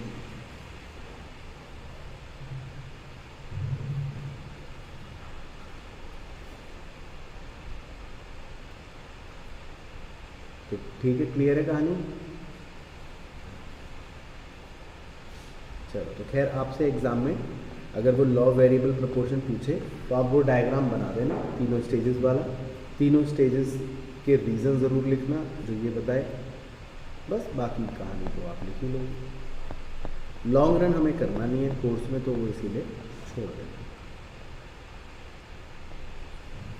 चलो, अब अगले टॉपिक पर चलते हैं जी। अगले टॉपिक का नाम क्या है, कॉस्ट। तो कॉस्ट के अंदर बच्चों को तकलीफ आती है क्योंकि इसमें एक तो डायग्राम भी ज़्यादा है और इसमें फॉर्मूले भी ज़्यादा हैं और इसमें शेड्यूल्स भी ज़्यादा हैं। लेकिन आप तो होशियार बच्चे हो तो इसलिए आपको टेंशन नहीं होगी। तो कॉस्ट के बारे में सबसे पहले ये पता होना बहुत ज़रूरी है कि इकोनॉमिक्स में कॉस्ट किसे बोलते हैं, या इकोनॉमिक कॉस्ट किसे बोलते हैं,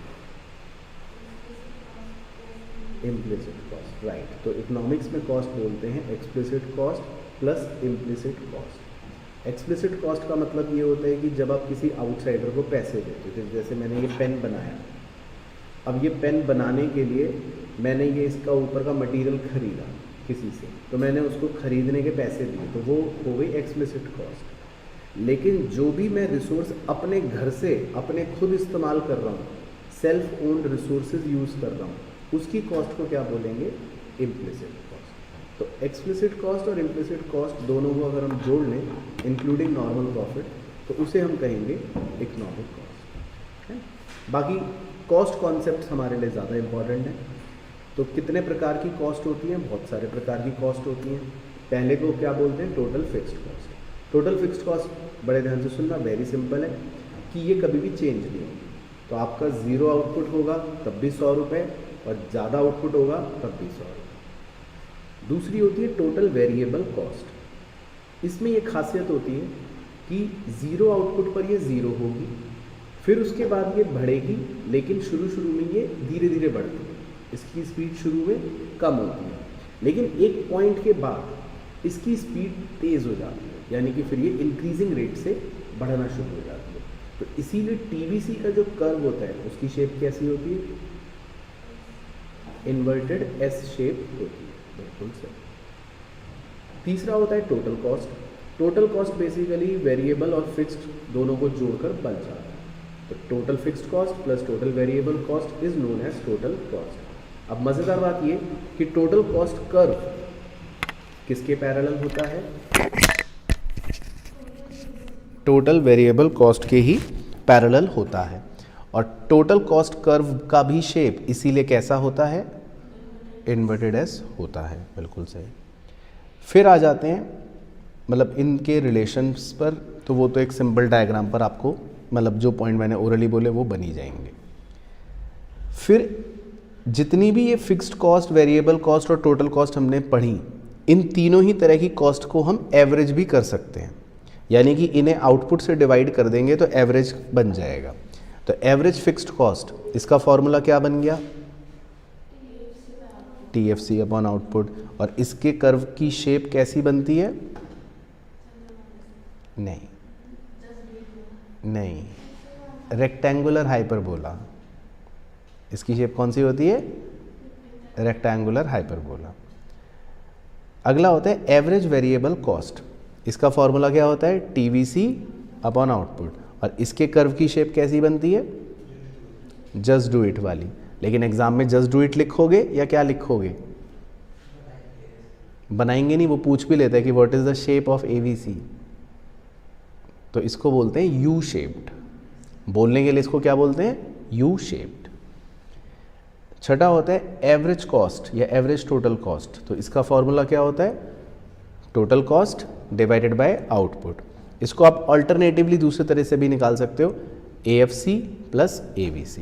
और इसकी शेप कैसी होती है कर्व की, यू शेप, बिल्कुल सही। और इसको बनाना है तो चंद्रमा, सही। और सेवन्थ और लास्ट होती है सबसे इंपॉर्टेंट, मार्जिनल कॉस्ट। तो मार्जिनल कॉस्ट जो होता है वो बेसिकली होता है change in total variable cost divided by change in output. तो इसीलिए इसको हम कहते हैं कि it is the slope of total variable cost. बाकी इसका फॉर्मूला जो है वो आपको पता ही है, change in TVC upon change in output. और इसकी कर्व की शेप कैसी होती है, जस्ट डू इट की तरह थोड़ा सा हो सकती है, और बोलेंगे लेकिन यू शेप ही। तो इसकी शेप भी कैसी हो गई, यू शेप। अब इसमें कुछ कॉस्ट्स का आपस में रिलेशन थोड़ा सा इंपॉर्टेंट है। जैसे सबसे पहले दो रिलेशंस बहुत इंपॉर्टेंट हैं कि भाई AC और MC का रिलेशन कैसा होता है, या AC और ABC का रिलेशन कैसा होता है। तो आपको मेरे लिए डायग्राम बनाना है AC और MC वाला, ठीक है जी। फिर रिलेशन के पॉइंट बताऊंगा यहाँ से देखकर, लेकिन पहले आप डायग्राम बनाओ AC और MC के रिलेशन का। Okay, very good. तो कहाँ से कट करा उसने, AC का मिनिमम पॉइंट। सही। तो AC जो है वो तो चंद्रमा बना होगा, और MC ने उसको नीचे से कट करा होगा। तो आपका डायग्राम कुछ कुछ ऐसे ही बना होगा। तो बस इनके रिलेशन में भी तीन ही पॉइंट्स होते हैं। पहला ये, when AC is greater than MC, मतलब येलो वाला एरिया, तो हम लिखते हैं AC फॉल्स। और एक नीला कलर, ब्लू कलर वाला area, when AC is less than MC, तो हम लिखते हैं AC राइजेस। और जहाँ पर दोनों इंटरसेक्ट होते हैं वो किसका मिनिमम पॉइंट होता है, AC का। तो यही आपको लिखना है, वेरी गुड, रिलेशन के अंदर। बस डायग्राम इंपॉर्टेंट था। तो तीन पॉइंट्स होते हैं इनके रिलेशन के, AC और MC के। फिर इसी तरह एक और रिलेशनशिप होता है MC और TC का, या MC और TVC का, दोनों सेम ही होते हैं। तो एक बना के मुझे दिखा दो। तो आप MC और TVC का डायग्राम बनाओ ताकि उनका रिलेशन भी पता चले, MC एंड TVC।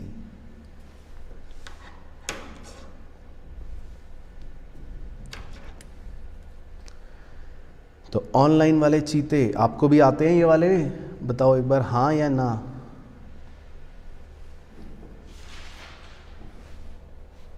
MC और AC का आता था, और TC और इसका MC का आता है।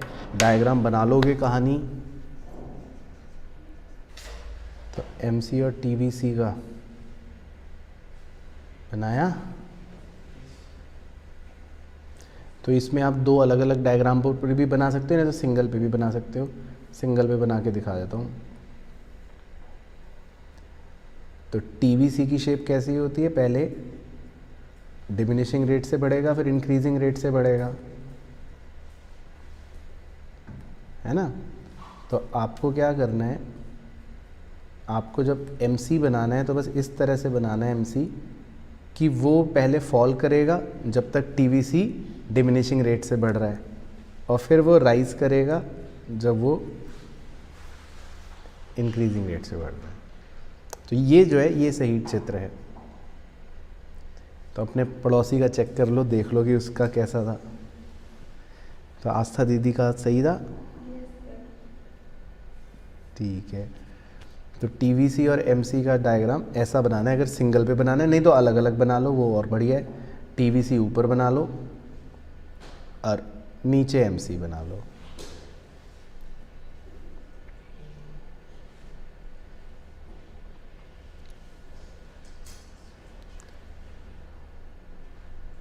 ठीक है, क्लियर हो गया। लेकिन चलो ठीक है। तो यही रिलेशन के पॉइंट्स लिखे हुए होते हैं, एक बार पॉइंट्स बता देता हूँ। तो जब MC फॉल करेगा तो TVC डिमिनिशिंग रेट से बढ़ता है। फिर जहाँ MC मिनिमम होगा वहाँ पे TVC का इन्फ्लेक्शन पॉइंट हो जाएगा, और जब MC राइज करेगा तो फिर TVC इंक्रीजिंग रेट से बढ़ना शुरू हो जाएगा। तो मतलब यही तीन पॉइंट्स डायग्राम में आ जाएंगे। फिर उसके बाद एक रिलेशन जो है वो सबसे इम्पॉर्टेंट है, मतलब वो आपको घर से बहुत अच्छे से याद करके डायग्राम सब कुछ पढ़ के जाना है, वो है AC, AVC और AFC का रिलेशनशिप। तो इसका डायग्राम आपसे शुरू में वार्म अप में बनवाया था। तो इसका डायग्राम जो था वो मैंने आपको बहुत ही मतलब पेचीदगियों से भरकर समझाया भी था और बनवाया भी था कि AC जो है वो पहले कैसे बनाते हैं, चंद्रमा की तरह, फिर उसके नीचे एक लाइन बना लेते हैं, डॉटेड लाइन Q2, फिर AVC बनाते हैं। AVC की प्रॉपर्टी क्या बताई थी कि वो राइज करता है, मतलब जस्ट डू इट, लेकिन AC के नज़दीक आता है पर कट नहीं करेगा, फिर वो AVC बनता है। और फिर जो बीच में आप पर्पल कलर वाला कर्व देख रहे हो AFC का, वो आता है जो लगातार कॉन्टिन्यूसली क्या करता रहेगा, फॉल करता रहेगा, है ना। तो इसमें हमने बस ये मेरा डायग्राम इतना भयानक इसलिए लग रहा है क्योंकि इसमें मैंने आपको समझाया था कि इसमें 3 मेन पॉइंट्स हमें लिखने पड़ते हैं। तो इसी डायग्राम पे देख लो, पहला पॉइंट होता है Q1 से पहले वाला, दूसरा पॉइंट होता है Q1 और Q2 के बीच वाला, और तीसरा पॉइंट होता है Q2 के बाद वाला। तो आपको इस डायग्राम का, इस रिलेशन का एक्सप्लेनेशन 3 पॉइंट्स मेनली में लिखना पड़ता है। तो पहले हम ये लिखते हैं कि AC और AVC और AFC दोनों फॉल हो रहे हैं, तो इसलिए AC भी फॉल हो रहा है। दूसरे में आपको ये लिखना पड़ता है कि AVC तो बढ़ रहा है पर AFC फॉल हो रहा है, और AFC की जो फॉल की शक्ति है वो ज़्यादा है, तो इसीलिए AC फॉल हो रहा है।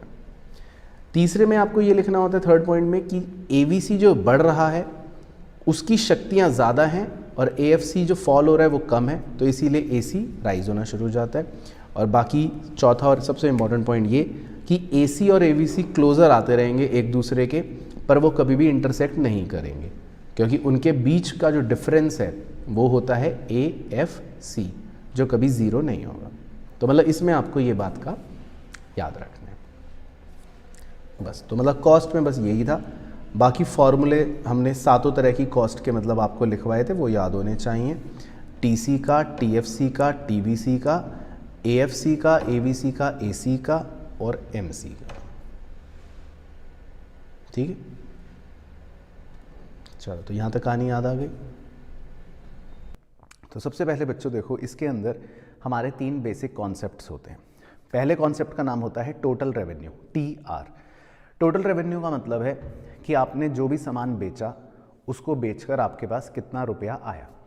लेट्स एज्यूम कि आपने एक पेन 10 रुपये का है और वो 100 पेन बेचे, तो 10 रुपये का एक पेन और 100 पेन बेचे, तो इसका मतलब आपको टोटल कितने रुपए मिल जाएंगे, 1000। तो TR का मतलब है प्राइस इनटू क्वांटिटी। दूसरा टर्म है एवरेज रेवेन्यू।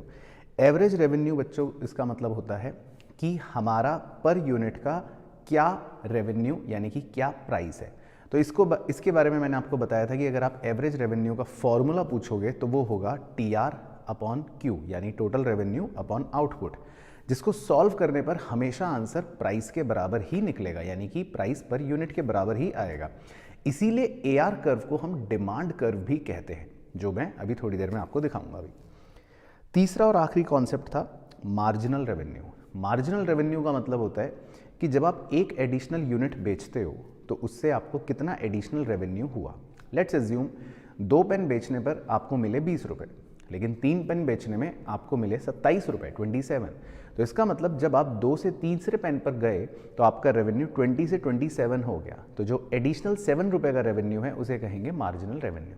तो इसका फॉर्मूला होता है TRN माइनस TRN-1 या change in TR upon change in output, और मार्जिनल रेवेन्यू TR का स्लोप होता है, ये याद रखना। अब बच्चों इसके अंदर मैंने आपको बताया था इस पूरे चैप्टर में सिर्फ 2 मेन टॉपिक्स होते हैं जो कि हैं रिलेशनशिप्स के, एक TR और MR का और एक AR और MR का।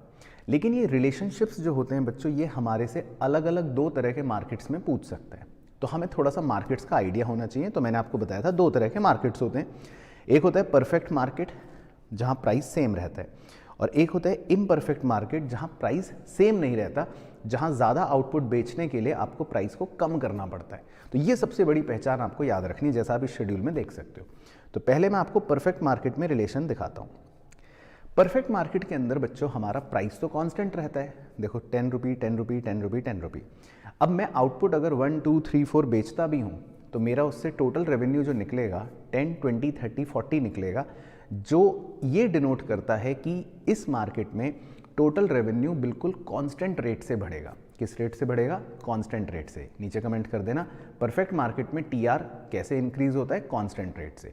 और मार्जिनल रेवेन्यू अगर आप कैलकुलेट करोगे तो वो 10 ही निकलेगा जो प्राइस के बराबर है। एंड एवरेज रेवेन्यू भी अगर आप कैलकुलेट करोगे तो वो 10 ही निकलेगा जो प्राइस के बराबर है। तो इस मार्केट में तीन चीज़ें बराबर होती हैं, प्राइस, मार्जिनल रेवेन्यू और एवरेज रेवेन्यू।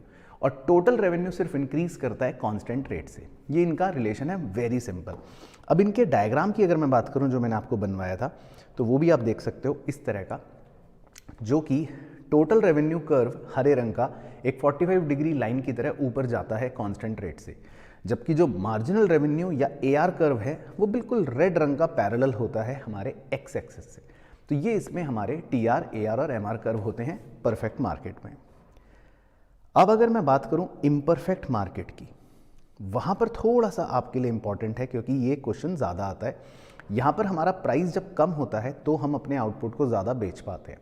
तो यहाँ पर टोटल रेवेन्यू भी उस हिसाब से निकलता है, मार्जिनल रेवेन्यू भी उस हिसाब से निकलता है और एवरेज रेवेन्यू भी उस हिसाब से निकलता है। अब टीआर और एमआर के अगर हम पहले रिलेशन को कवर करें तो इसमें 3 पॉइंट्स लिखना बच्चों आपके लिए बहुत ज़रूरी है। पहला पॉइंट कि जब टीआर धीरे धीरे डिमिनिशिंग रेट से बढ़ता है तब एमआर की वैल्यू पॉजिटिव होती है।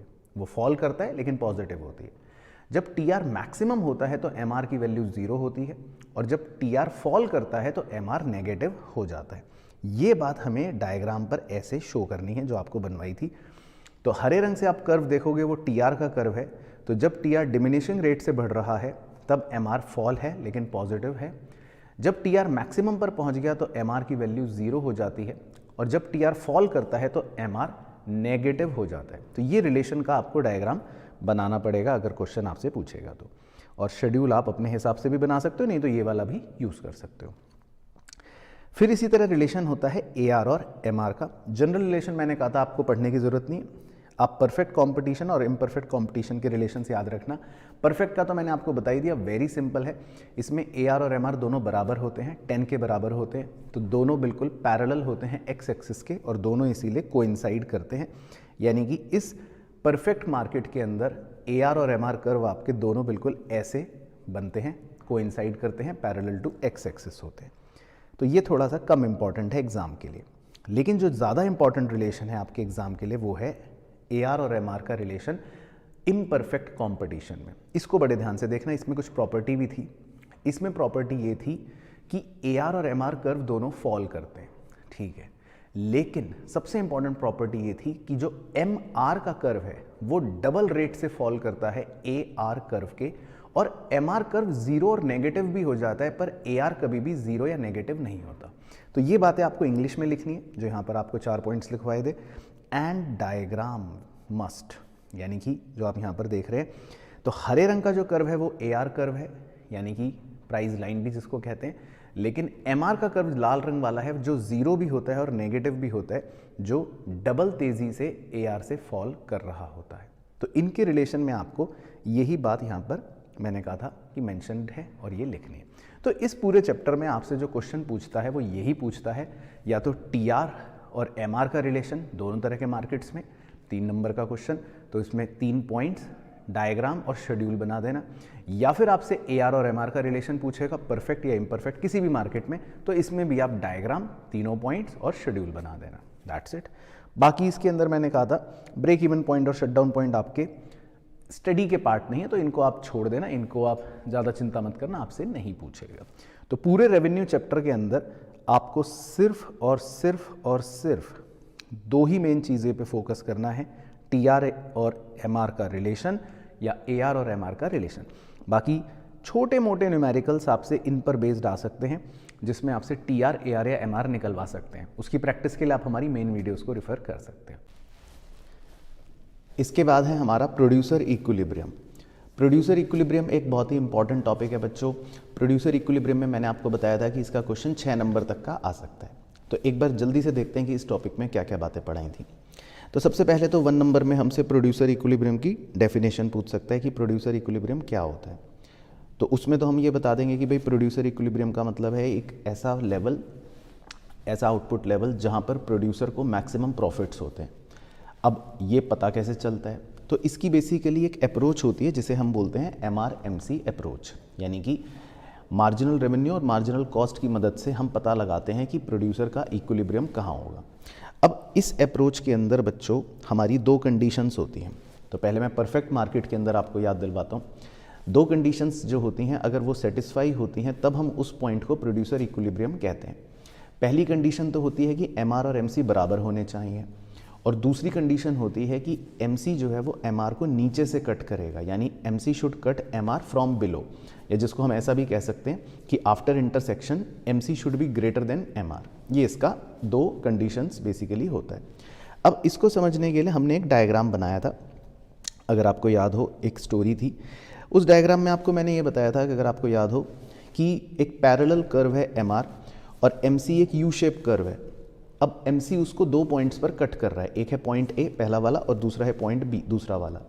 अब जो पॉइंट A है जहाँ पर आउटपुट लेवल Q1 बन रहा है, वहाँ पर पहली कंडीशन तो सेटिस्फाई हो रही है लेकिन दूसरी कंडीशन सेटिस्फाई नहीं हो रही।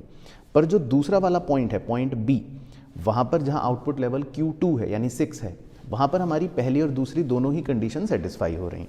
तो अब इससे हमें ये पता चल गया था कि इसका मतलब हमारा जो प्रोड्यूसर इक्विलिब्रियम पॉइंट है वो A नहीं है, वो B है। तो ये कहानी हमने समझी थी और हमने इसका एक शेड्यूल बनाकर भी आपको ये बात समझाई थी कि शेड्यूल अगर हम देखें तो इसमें दो लेवल्स हैं, एक है पॉइंट A वाला जहाँ पर MR और MC बराबर हैं, और एक है पॉइंट B वाला, वहाँ पर भी MR और MC बराबर हैं, लेकिन हमारा इक्विलिब्रियम लेवल जो होता है वो दूसरा वाला होता है, यानी पॉइंट B वाला होता है। तो ये हमने प्रोड्यूसर इक्विलिब्रियम में पूरी कहानी लिखनी है। अब इसमें दो पॉइंट्स लिखने बहुत ज़रूरी हैं एग्जाम में, अगर 6 नंबर का बड़ा क्वेश्चन आता है कि आखिर पॉइंट B ही इक्विलिब्रियम क्यों है। तो हमें इसमें एक पॉइंट समझाना पड़ता है जिसमें बेसिकली हम ये बताते हैं कि बाकी पॉइंट्स इक्विलिब्रियम क्यों नहीं है। तो जैसे अगर मैं आपको इस डायग्राम पर दोबारा से याद दिलवाऊँ तो पॉइंट A जो है उसे हमने इक्विलिब्रियम इसलिए नहीं माना था क्योंकि पॉइंट A पर अभी प्रॉफिट मैक्सिमम नहीं है, पॉइंट A के आगे अभी और प्रॉफिट्स होने बाकी हैं, तो इसीलिए प्रोड्यूसर अपने प्रोडक्शन को और बढ़ाता है। लेकिन पॉइंट B के आगे अगर हम निकल जाते हैं तो प्रोड्यूसर को वहाँ पर लॉसेज होने शुरू हो जाते हैं, तो इसलिए प्रोड्यूसर पॉइंट B के आगे कभी भी नहीं जाता। तो फिर हमें ये मेंशन करना पड़ता है कि अल्टीमेटली पॉइंट B ही प्रोड्यूसर के लिए इक्विलिब्रियम पॉइंट है, क्योंकि वो पॉइंट B पर आकर ही रुक जाएगा। तो ये इसमें हमें सारी कहानी मेंशन करनी पड़ती है। बाकी अगर मैंने कहा था आपको याद हो कि अगर इम्परफेक्ट मार्केट में प्रोड्यूसर इक्विलिब्रियम आ जाए सपोज, तो आपका सब कुछ एक्सप्लेनेशन, सारी डेफिनेशन, कंडीशन सेम रहेंगी, सिर्फ आप अपने डायग्राम को थोड़ा सा चेंज कर देना। और डायग्राम के अंदर भी मैंने आपको जो ट्विस्ट बताया था वो कुछ इस तरह का था, अगर आपको याद हो कि जैसे ये तो परफेक्ट मार्केट के अंदर हमारा डायग्राम रहता है जिसमें हमारा MR बिल्कुल पैरेलल रहता है, लेकिन अगर आपको इम्परफेक्ट मार्केट में बनाना हो तो मैंने उसमें आपको ये बताया था कि उस केस में आप MR कर्व को पैरेलल की बजाय, जैसे आप यहाँ पर देख रहे हैं कि ये MR कर्व पैरेलल है, इस पैरेलल कर्व की बजाय आप इसको डाउनवर्ड स्लोपिंग बनाना। तो मैं आपको एक बार बनाकर दिखा भी देता हूँ, इन केस अगर आप भूल गए हों, तो उस केस में आपका MR कर्व ऐसा बन जाएगा बस। लेकिन अल्टीमेटली इक्विलिब्रियम रहेगा वही पॉइंट B और कहानी जो है वो रहेगी वही सेम। तो ये बेसिकली हमारी प्रोड्यूसर इक्विलिब्रियम की पूरी कहानी थी। आई होप आपको प्रोड्यूसर इक्विलिब्रियम अच्छे से याद आ गया होगा। इसके बाद था बच्चों हमारा आखिरी यूनिट माइक्रो का, जिसका नाम था फॉर्म्स ऑफ मार्केट। और इस चैप्टर के अंदर मैंने सबसे पहले आपको पढ़ाया था कि मार्केट क्या होता है, परफेक्ट कंपटीशन की सारी जानकारी ली थी और अल्टीमेटली सीखा था कि इक्विलिब्रियम मार्केट के अंदर कैसे निकलता है और उसमें डिमांड और सप्लाई के होने वाले चेंजेस। तो एक बार सारी कहानी को जल्दी से रिवाइज कर लेते हैं, आखिरी यूनिट बचा है बस। तो फॉर्म्स ऑफ मार्केट के अंदर बच्चों मैंने आपको ये बताया था कि मार्केट यानी कि एक ऐसी जगह जहाँ पर बायर्स और सेलर्स होते हैं और कोई एक प्रोडक्ट या सर्विस को बेचते और ख़रीदते हैं। बाकी फिर मैंने आपको बताया था कि मार्केट के डिटर्मिनेंट्स हैं, जैसे कि number of buyers and sellers, क्या नेचर है प्रोडक्ट का, फैक्टर्स ऑफ प्रोडक्शन, कितने मोबाइल हैं मतलब एक जगह से दूसरी जगह जा सकते हैं, और नॉलेज ऑफ मार्केट।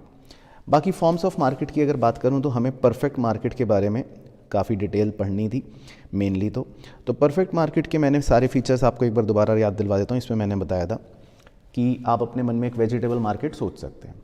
तो पहला मेन फीचर इसमें ये होता है कि हमारे बहुत सारे इसमें very large number of buyers and sellers रहते हैं, तो इससे कोई भी अकेला बायर या कोई भी अकेला सेलर प्राइस को अफेक्ट नहीं कर सकता। तो ये हमने इस पॉइंट के अंदर लिखा था। फिर दूसरा मेन फीचर था कि इसमें होमोजीनियस प्रोडक्ट्स होते हैं। होमोजीनियस प्रोडक्ट का मतलब ये होता है कि प्रोडक्ट्स एक दूसरे के बिल्कुल परफेक्ट सब्सटीट्यूट्स होते हैं, तो हर दुकानदार का प्रोडक्ट बिल्कुल सेम होगा। अब इससे होगा क्या, जब सबके प्रोडक्ट्स बिल्कुल सेम होंगे तो कोई भी दुकानदार ज़्यादा या कम प्राइस चार्ज नहीं कर पाएगा, और इसी वजह से प्राइस यहाँ पर यूनिफॉर्म रहता है, ये बताया था। तीसरा सबसे इंपॉर्टेंट फीचर था free entry and exit of firms. इसमें मैंने ये बताया था कि इस परफेक्ट कंपटीशन के अंदर कोई भी फर्म आ सकती है, कोई भी फर्म जा सकती है। तो अब इससे होता क्या है कि लॉन्ग रन के अंदर सभी फर्म्स नॉर्मल प्रॉफिट कमाते हैं, क्योंकि अगर मान लीजिए इस मार्केट में एबनॉर्मल प्रॉफिट्स चल रहे हो, तो मैंने इसकी स्टोरी समझाई थी, तो एबनॉर्मल प्रॉफिट्स के केस में और फर्म्स एंटर कर जाते हैं, और फर्म्स के एंटर करने की वजह से मार्केट की सप्लाई बढ़ जाती है, मार्केट की सप्लाई बढ़ने की वजह से प्राइजेस कम होने शुरू होते हैं, और प्राइजेस कम होने की वजह से फिर प्रॉफिट्स धीरे धीरे वॉश आउट हो जाते हैं और बैक टू नॉर्मल प्रॉफिट्स पहुंच जाते हैं, और लॉस के केस में उल्टा होता है। तो ये स्टोरी आपको एग्जाम में लिखनी पड़ेगी। बाकी कुछ इसमें छोटे फीचर्स भी थे कि जैसे इसमें मार्केट की नॉलेज परफेक्ट होती है बायर और सेलर को, इसमें मोबिलिटी बिल्कुल परफेक्ट होती है, एक जगह से दूसरी जगह लेबर जा सकता है, इसमें कोई भी एडवर्टाइजमेंट या सेलिंग कॉस्ट जनरली इन्वॉल्व नहीं होती, और इसका AR, MR और TR कर्व हमने जो रेवेन्यू चैप्टर में बनाया था वो बिल्कुल सेम वैसे ही बनता है। तो अगर मैं TR की बात करूँ तो 45 डिग्री लाइन, और AR और MR बिल्कुल पैरेलल टू एक्स एक्सिस। लेकिन इसका एक सबसे इंपॉर्टेंट फीचर है जो आप सब बच्चों को पता होना चाहिए, वो आप ज़रूर देखना। इस फीचर का नाम था कि इंडस्ट्री होता है प्राइस मेकर और फर्म होता है प्राइस टेकर। तो इसमें आप ये डायग्राम और ये कहानी ज़रूर लिखना, जिसमें मैंने आपको बताया था कि जो प्राइस होता है परफेक्ट कंपटीशन में वो इंडस्ट्री के अंदर डिसाइड किया जाता है। जैसे आप पहले डायग्राम में देख रहे हैं, डिमांड और सप्लाई के इंटरसेक्शन से उसी प्राइस पॉइंट पर पूरे के पूरे जो फर्म्स हैं वो कांस्टेंट सामान बेचते हैं, यानी कि वो जो प्राइस यहाँ पर निकला इंडस्ट्री का, तो आप देखेंगे कि वो सेम प्राइस फर्म्स के लिए एप्लीकेबल होता है। तो इसलिए फर्म्स जो हैं वो अपना प्राइस चेंज नहीं कर पाते, और इसीलिए फर्म्स को हम प्राइस टेकर बोलते हैं। तो ये इसका एक इम्पॉर्टेंट फीचर था परफेक्ट कंपटीशन का। बाकी इसके अलावा मैंने आपको बताया था कि हमको परफेक्ट कंपटीशन में 3 नंबर के जो क्वेश्चन आ सकते हैं वो किसी भी एक फीचर से रिलेटेड आ सकते हैं। तो आप जो शुरू के 3 फीचर्स हैं, इन 3 फीचर्स को बहुत अच्छे से कवर करना। इसके बाद है बच्चों हमारा लास्ट टॉपिक इस चैप्टर के अंदर जो मेनली हमसे क्वेश्चन पूछता है 6 नंबर का, वो है मार्केट इक्विलिब्रियम कैसे डिटरमाइन होता है और चेंजेस। तो अगर मैं पहले आपको मार्केट इक्विलिब्रियम याद दिलवाऊं बच्चों, तो इसमें मैंने आपको बताया था कि मार्केट के अंदर इक्विलिब्रियम कुछ इस प्रकार से डिटरमाइन होता है कि मार्केट के अंदर अलग अलग प्राइजेस पर कंज्यूमर अपनी डिमांड करता है, और उन्हीं अलग अलग प्राइजेस पर प्रोड्यूसर सप्लाई करने की कोशिश करता है, यानी कि सप्लाई करना चाहता है। अब एक लेवल ऐसा होता है जहाँ पर क्वांटिटी डिमांडेड और क्वांटिटी सप्लाई बराबर होते हैं, जैसे हमारे एग्जाम्पल में है 300, तो उस लेवल को इक्विलिब्रियम कहते हैं, और उस लेवल पर जो प्राइस होता है जो है 3 रुपये, उसे इक्विलिब्रियम प्राइस कहते हैं। अब इसी को अगर हम डायग्राम पर शो करें तो मैंने आपको इसकी स्टोरी समझाई थी कि इस तरह से हम मार्केट इक्विलिब्रियम दिखा सकते हैं, जिसमें एक सप्लाई कर्व है और एक डिमांड कर्व है, दोनों जहाँ इंटरसेक्ट कर रहे हैं वो इक्विलिब्रियम है, और क्वांटिटी को इक्विलिब्रियम क्वांटिटी कह देंगे और प्राइस को इक्विलिब्रियम प्राइस कह देंगे। अब इसमें इंपॉर्टेंट चीज़ आपके लिए ये है कि कभी कभी इक्विलिब्रियम प्राइस से अगर एक्चुअल प्राइस थोड़ा ज़्यादा होता है, यानी कि गिवन प्राइस अगर ज़्यादा होता है तो मार्केट में एक्सेस सप्लाई की सिचुएशन क्रिएट हो जाती है, और अगर एक्चुअल प्राइस थोड़ा कम होता है तो मार्केट में एक्सेस डिमांड की सिचुएशन भी क्रिएट हो जाती है। अब इसके चेन इफेक्ट्स आपको लिखने पड़ सकते हैं, तो उसके लिए मैंने आपको ये इंपॉर्टेंट क्वेश्चंस मार्क करवाए थे। तो अगर मैं एक्सेस सप्लाई की बात करूँ तो आपको उसमें ये बातें लिखनी पड़ेंगी कि एक्सेस सप्लाई के केस में होगा ये कि जो हमारे सेलर्स हैं वो अपनी सारी क्वांटिटी बेच नहीं पाएंगे, इस वजह से उनके बीच में कंपटीशन स्टार्ट होगा। कंपटीशन की वजह से वो प्राइसेस कम करते हैं, प्राइसेस के कम होने की वजह से फिर डिमांड एक्सपैंड होनी शुरू होती है और सप्लाई कॉन्ट्रैक्ट होनी शुरू होती है। ये एक्सपेंशन कॉन्ट्रैक्शन डिमांड सप्लाई का तब तक चलता रहता है जब तक वापस से इक्विलिब्रियम पर ना पहुंच जाए। तो ये बात आपको इस तरह से लिखनी पड़ेगी। सेम इसका वाइस वर्सा एक्सेस डिमांड में होता है। एक्सेस डिमांड के केस में कंपटीशन बायर्स के बीच में होता है, जिस वजह से प्राइजेस बढ़ जाते हैं। प्राइस के बढ़ने की वजह से डिमांड कॉन्ट्रैक्ट होती है और सप्लाई एक्सपैंड होती है, और डिमांड और सप्लाई का ये कॉन्ट्रैक्शन एक्सपेंशन तब तक चलता है जब तक मार्केट वापस से इक्विलिब्रियम पर ना आ जाए। तो ये 2 क्वेश्चन आपको थोड़ा सा ध्यानपूर्वक लिखने पड़ेंगे। फिर इसके बाद बच्चों सिर्फ हमारे आपको चेंजेस मैंने आपको करवाए थे कि चेंज इन डिमांड और चेंज इन सप्लाई या simultaneous change in demand supply. तो ये आप डायग्राम यहाँ से देख सकते हैं, बहुत ही सिंपल थे, अगर आपको याद ही होगा। राइटवर्ड शिफ्ट इन डिमांड हो गया तो इस तरह से आपका डायग्राम बन जाएगा और इसका इफेक्ट ये होगा कि इसमें आपका इक्विलिब्रियम प्राइस भी बढ़ जाएगा और इक्विलिब्रियम क्वांटिटी भी बढ़ जाएगी। इसी तरह डिमांड में लेफ्टवर्ड शिफ्ट भी हो सकता है, तो लेफ्टवर्ड शिफ्ट के अंदर आप डिमांड कर्व को लेफ्ट में शिफ्ट कर दोगे, इससे आपका इक्विलिब्रियम प्राइस भी कम हो जाएगा और इक्विलिब्रियम क्वांटिटी भी कम हो जाएगी। बाकी डिमांड के इंक्रीज और डिक्रीज होने के रीजंस आपको डिमांड चैप्टर से अच्छे से याद होने चाहिए। इसी प्रकार बच्चों सप्लाई भी चेंज हो सकती है, तो अगर सप्लाई राइट में शिफ्ट हो गई तो आप सप्लाई कर्व को राइट में शिफ्ट कर दीजिएगा, इससे आपका इक्विलिब्रियम प्राइस कम हो जाएगा लेकिन इक्विलिब्रियम क्वांटिटी बढ़ जाएगी। एंड सिमिलरली आप सप्लाई को लेफ्टवर्ड शिफ्ट भी कर सकते हैं, इससे आपका इक्विलिब्रियम प्राइस बढ़ जाएगा और इक्विलिब्रियम क्वांटिटी कम हो जाएगी। तो ये आपका सप्लाई का चेंज हो गया। इसके अलावा भी बच्चों कुछ बड़े इंपॉर्टेंट चेंजेस होते हैं जिसमें हम साइमल्टेनियस इंक्रीज और डिक्रीज देखते हैं, यानी कि डिमांड और सप्लाई दोनों एक साथ इंक्रीज होंगे। तो इसमें 3 केस होते हैं, जैसा आप पहला केस देख रहे हैं, इसमें इंक्रीज इन डिमांड ग्रेटर है इंक्रीज इन सप्लाई से, तो आपका डायग्राम ऐसा बनेगा।